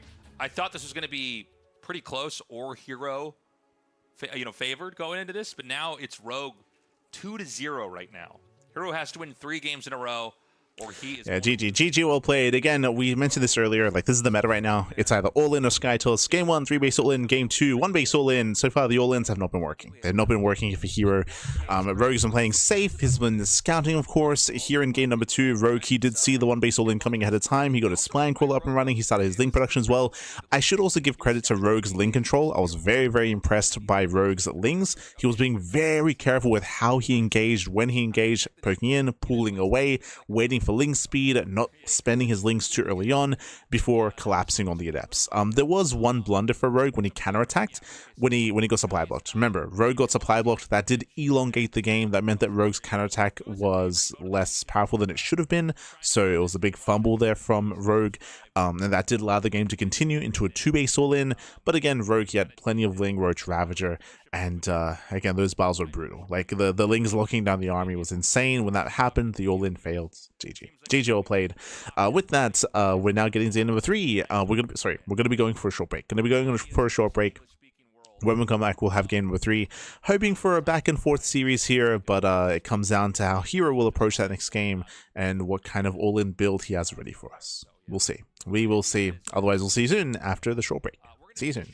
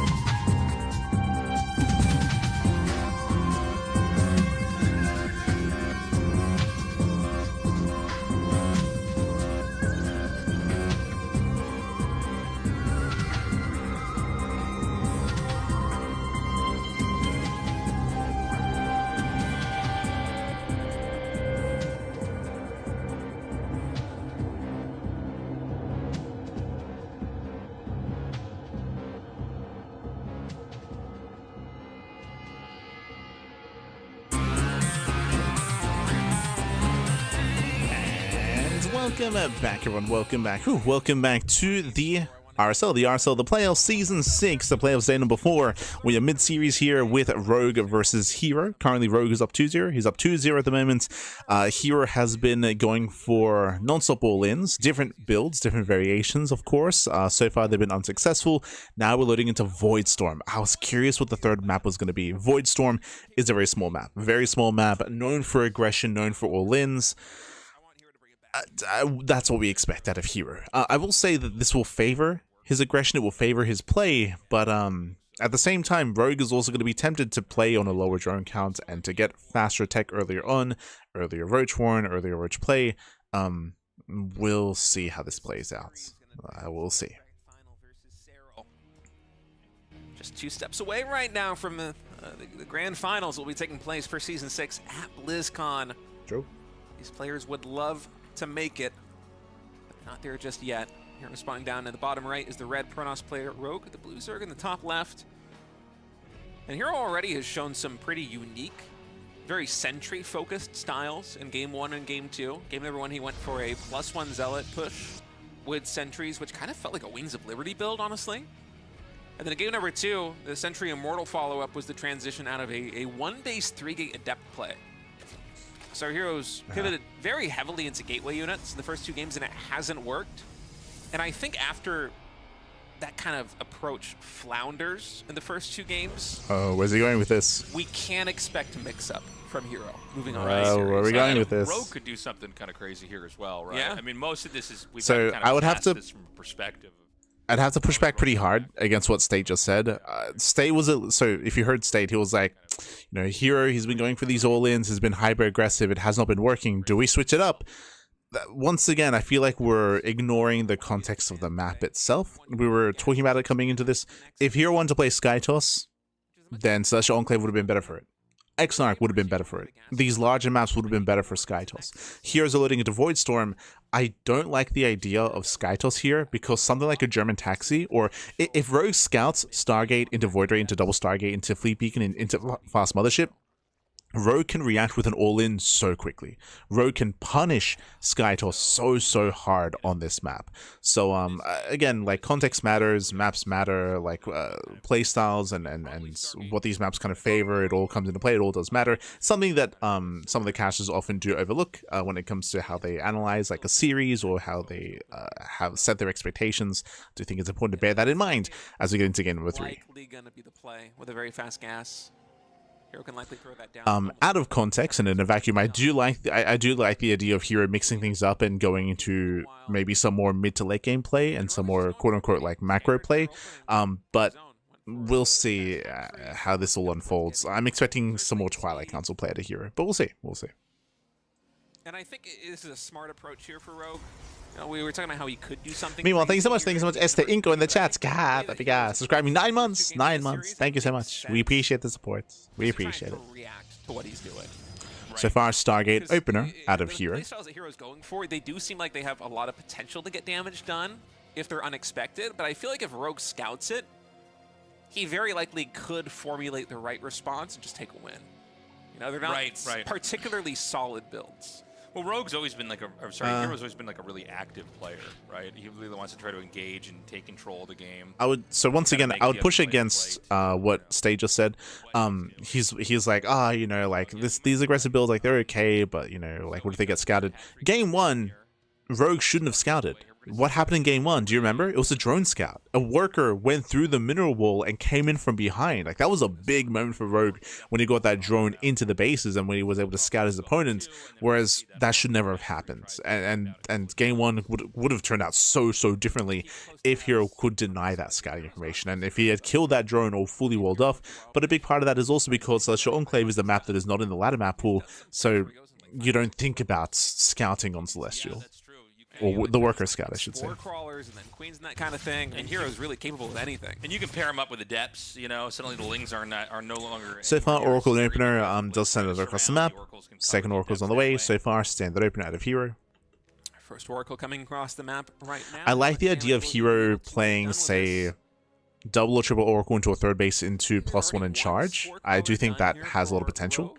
Actually, no, that's the first one. It's about halfway finished, so but pretty closer on the timings, but I don't know. herO, it seems like he really wants to preserve the HP on this Oracle. He's not being particularly ambitious in terms of trading out the hit points for some drone kills. Like, I'm thinking early +1 in charge, but at the same time, like, Roach heavy plays is like can shut that down quite hard. Yeah. Early Evo Chamber. So that third Nexus coming down here. We need to see what the post Stargate tech is going to be. The Evo Chamber's coming down here now as well. Evo Chamber usually means +1 melee, but because of the buff, we have been seeing +1 carapace.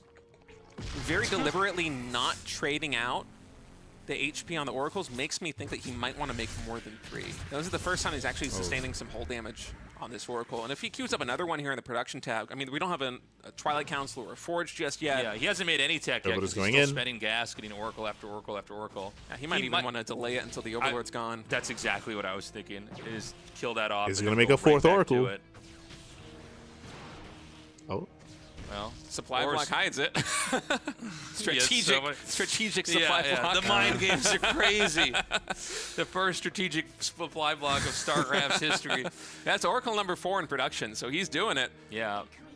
Kind of crazy he even showed that he was producing, though. When the Overlord was there, I thought he would at least wait for it to be gone. Right. The Adepts are shading forward. Looks like they cancel that. So this +1 carapace. The Mass Oracle can do well. We do see double Stargate.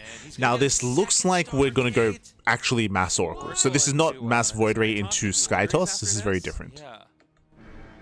Well, we don't have a 5th Oracle. Assuming we keep making Oracles. Where are you going with this, herO? Yep. He's going for it. 5th Oracle. Okay. I mean, once you get Oracles in numbers like this. So it's going Mass Oracle. Now, usually this coincides with Zealots, but there's no Twilight Council with this. It's just Oracle. Very popular style at pro level. I think 4, though, you can dive a Queen and a Spore Crawler if it isn't transfused energy. I think it is 4. What's important though is that Rogue hasn't confirmed yet, and that's a lot of another Adepts. That's a lot. You will kill a Queen. herO has potential. Here he comes. I think if the Adepts move across the map with all the Oracles might be in such a number that they can just snipe every single Queen. Yeah, so is yeah, again, Rogue, he did not go Roaches, later Bane the Nest. Adepts are commit. Far away here. They don't find a target either because the Queens are bold. Okay, this, that was like the worst possible thing that could have happened. He's going to come down here now. Yeah, this is rough. Now he can also does get the Spore, but the problem is the amount of time it takes to kill the Spore lets the drones basically go to safety, right? He only killed about 2 there. I think that needed to happen when the Adepts were shading in. They cannot be 2 different moments. Basically, herO build up towards one big timing with Adept Oracle, and it was mistimed. Adepts were thrown away, Oracles they held back, and herO's in a rough position. Because if you give Rogue time like this, he loses the Spore Crawler, loses a couple of drones, that's fine for him. Every time that herO activates all these Oracles, there's so much energy being gone right now. He's going to charge them up, take out these Queens, and there won't be any more anti-air, but I'm not sure the Oracles are going to have enough energy left to actually snipe the Spore Crawlers, to snipe the drones. Yeah, it's just the Queens going now. I think you're okay trading the Queens out there. You know what I mean? The Oracles have all been drained of their energy. The issue is that, sure, he killed a bunch of Queens, but Hydras are amassing. Hydra production has begun. Rogue's economy is still solid. Rogue is snowballing out of control. He's snowballing out of control. He's going to go for Hydras. We know that there is carrier tech that's going to come in here. He's got the fleet beacon coming, but I think you can probably kill him with Hydraling Bane before Protoss can do anything. So he's going to have this nice kind of in-between move. hero's army, it's kind of losing its bite. herO has to be so careful with the Oracles at this stage. You cannot continually activate all the beams. He needs to be very deliberate about which Oracles he activates and how many he activates to actually deal with the pressure coming in. Oh man, Rogue rolling in with these Banelings. Oh my god. The Ling solo on, or the brutal damage. Solo on HP. herO was prompt with the pull of the probes there, but Rogue coming in with a Lings, able to just one-tap all of those low hit point workers. And Tempests are going to start up. So yeah, so the Tempests are going to come out, but you know, they don't make that fast. The issue is that Ling Bane Hydra hits first. That's the issue here. Probably going to be able to hit this. And remember, we spoke about it, but Void Storm, this map does favor aggression, short rushes by grounds. Rogue's coming. You know what I mean? Because you can kind of hit from afar. More Banelings. They're not always great, especially in situations like this for defending, right? Yeah. Like, it's going to be staying back, and by then the Nexus is going to be killed. They're good versus Hydras and low numbers of Hydras, especially when you have something like a Mothership for Time Warp to buy some space where they can just continually deal out that chip damage. But it's these Oracles I'm worried about. I think only one of them activating right now, and That's important for herO because he's going to need all of that energy to actually deal with this push. It's going to be close, even if he charges up all of these oracles, and he does. Every single oracle activates the beam, so herO needs to go for the fight right now. I don't think you can activate these oracles and not engage. Oh, man. It's getting low. You know, maybe he does have enough. I don't know. The oracles they commit. Oracles are going down. Probes full. 12 probes full. There's a couple zealots coming in here. Critical economic damage. Okay, maybe he survives. Now, he did kill 16 probes, so it's 17. not like but yeah. this is necessarily a victory here for herO. herO just wanted a couple more units there on the ground before he engages. But the oracles, you know, the energy is such a crucial resource right now. They are fully depleted. Rogue sitting on 67 drones, working up to the 70s now versus just the 47 probes here from herO. And so if Rogue just takes a beat and macros up a near maxed army, I'm not sure that herO will be able to defend it. Yeah, I think you're probably right. I think that analysis is spot on. He probably just won't physically... The issue here is that herO needs splash damage. Here he needs Colossus or Storm, and Storm is on the horizon, but by the time herO has Storm, Rogue is going to have a massive army due to the economy, right? The economy here is insane for Rogue in comparison to herO. Until they run out of energy, and then, you know, they'll lay traps or tag stuff or whatever. But yeah, when you think of that Oracle energy as a defense resource, it's a very, very different story, right? I mean, 25 energy just to activate the beam. And against a player like Rogue, who is typically so active, moving in, trying to cause fights, trying to cause skirmishes. You have a situation like this one where herO, even with just these revelations, like the revelations even feel a little bit expensive, although I suppose the oracles aren't in such a high number right now.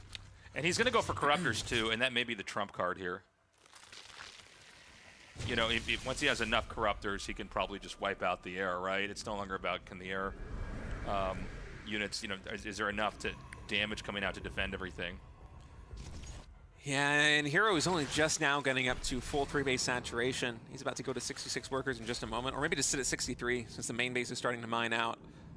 And I think he's kind of just got a camp with static defense. I'm not sure if there's a Templar Archives out just yet. Oh, there is. Yeah, Archons are much needed there's no here. Storm yet. Try and add some splash damage and keep those corruptors. We're still lacking Storm. Rogue, he's building up his corruptors. And Void Rays also. I mean, you need that splash, or not splash damage, excuse me. You need the anti-armor damage of the Void Rays to try and stand a chance.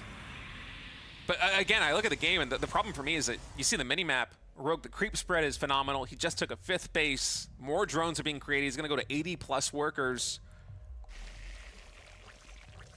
The pressure is fully on herO just to survive. Yeah, this is, you know, the game quieted down quite a bit, but we know that Rogue is... This attack is inbound, right? We're seeing all these Banes. Yeah, Rogue is done droning. He's at 81 workers. He's purely fixated on Ling Bane production to shut down the ground army. He's got plenty of corruptors. I believe. We haven't seen the corruptor count. Yeah, it's fine. Plenty of corruptors. He's going to be defending for a long time, by the way. Sky Toss probably takes longer to really kick in than almost anything in the game, right? So, yeah, I mean, let's see if he can survive this next huge attack here from Rogue, who is now maxed out. Yeah, 4 Overseers here for Rogue, so should have the detection for the Mothership Cloak as well. And now Rogue coming in from a huge angle there on the left side. The Corruptors takes on the Mothership. Snipe the Mothership. I'm not even sure if a Time Warp was able to be dropped right there by herO. Force Field is going to zone out much of the ground army here for Rogue, but the Corruptors just absolutely destroying. Yeah, Rogue, he breaks through. Snowballs out of control, takes down the Mothership, takes down the Tempest. Bailey's are rolling to the middle line. No reaction. Hands off the keyboard. GG. That's going to be the series GG. Just stretching out his GG hand. Didn't want to get a cramp typing GG. Don't hurt that GG finger. That was brutal, man. Yeah, that was... I thought that was going to be a lot closer.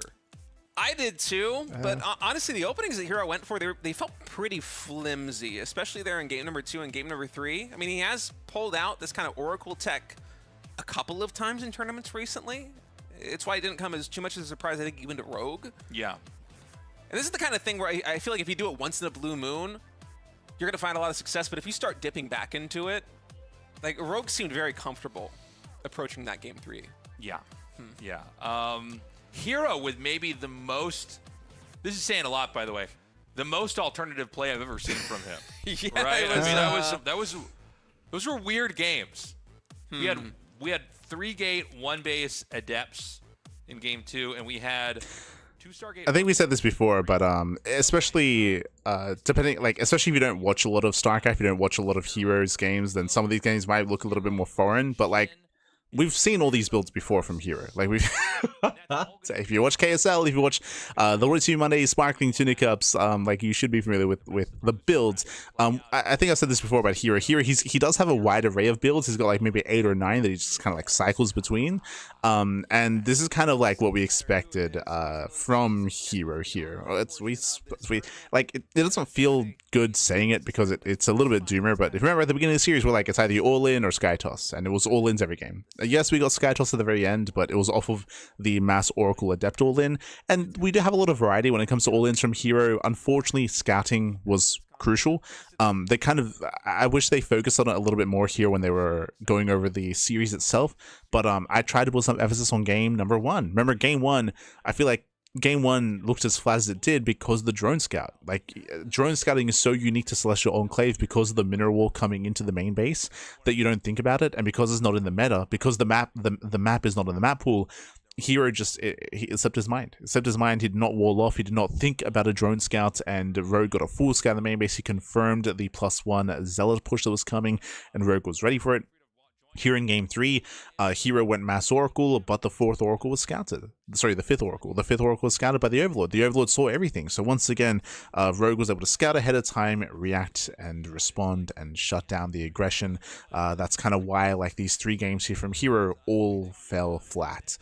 Some of them, like, he had some nice moments here and there, but for the most part, Rogue was able to scout, confirm, react, respond, GG. GG all played with that Rogue. He shut down all the aggression, shut down the all-ins, and herO does fall here in the upper bracket to the lower bracket. Bearing in mind, herO still in the tournament. He is the only Protoss player left in RSL. I mean, he is the best Protoss in the world. He'll be returning in that lower bracket next week, in next week's matches, of course. He'll be there. He will be there, so look forward to seeing more of herO in the upcoming weeks. Otherwise, Rogue will advance on, and it's going to be a ZVZ Serral versus Rogue in the upper bracket finals. So ZVZ upper bracket finals between Rogue and Serral is what we're going to be seeing here, and again, that'll be next week. That will be next week. Whew. Meanwhile, when it comes to the rest of the RSL, if you want to support the RSL, !RSL in the chat, you can get a link to the Patreon page of the RSLs to support them and to be able to vote for players and vote for maps. That is all available there on the Patreon. Otherwise, we are going to be wrapping up here for the time being.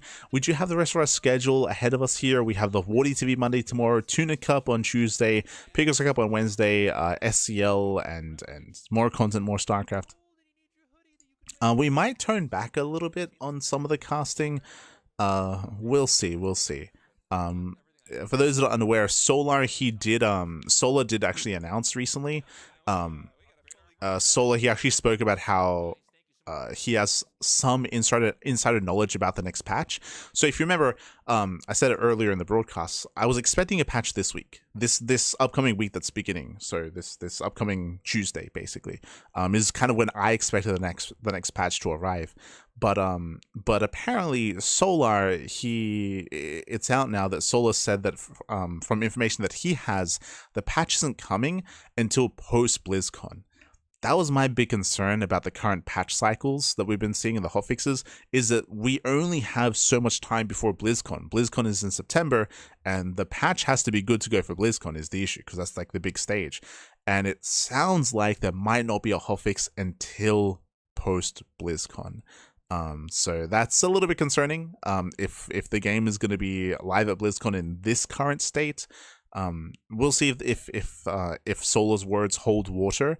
Because again, like, I was expecting a patch this week, but we might not get it for another month, essentially, because BlizzCon is next month. BlizzCon is on the 13th, right, of September.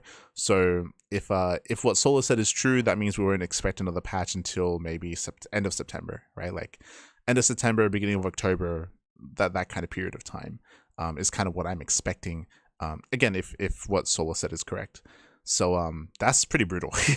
if we're gonna be stuck on this iteration of the game until then, that is pretty brutal. But I understand that the Blizzard team most likely don't want to touch the game before BlizzCon. Like they probably want like at least a month like buffer before BlizzCon, where the game is staying the way that it is, so that the players that are going to be competing at BlizzCon can like practice for that game mode, right? So for that iteration of the game.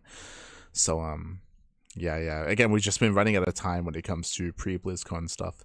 So, yeah.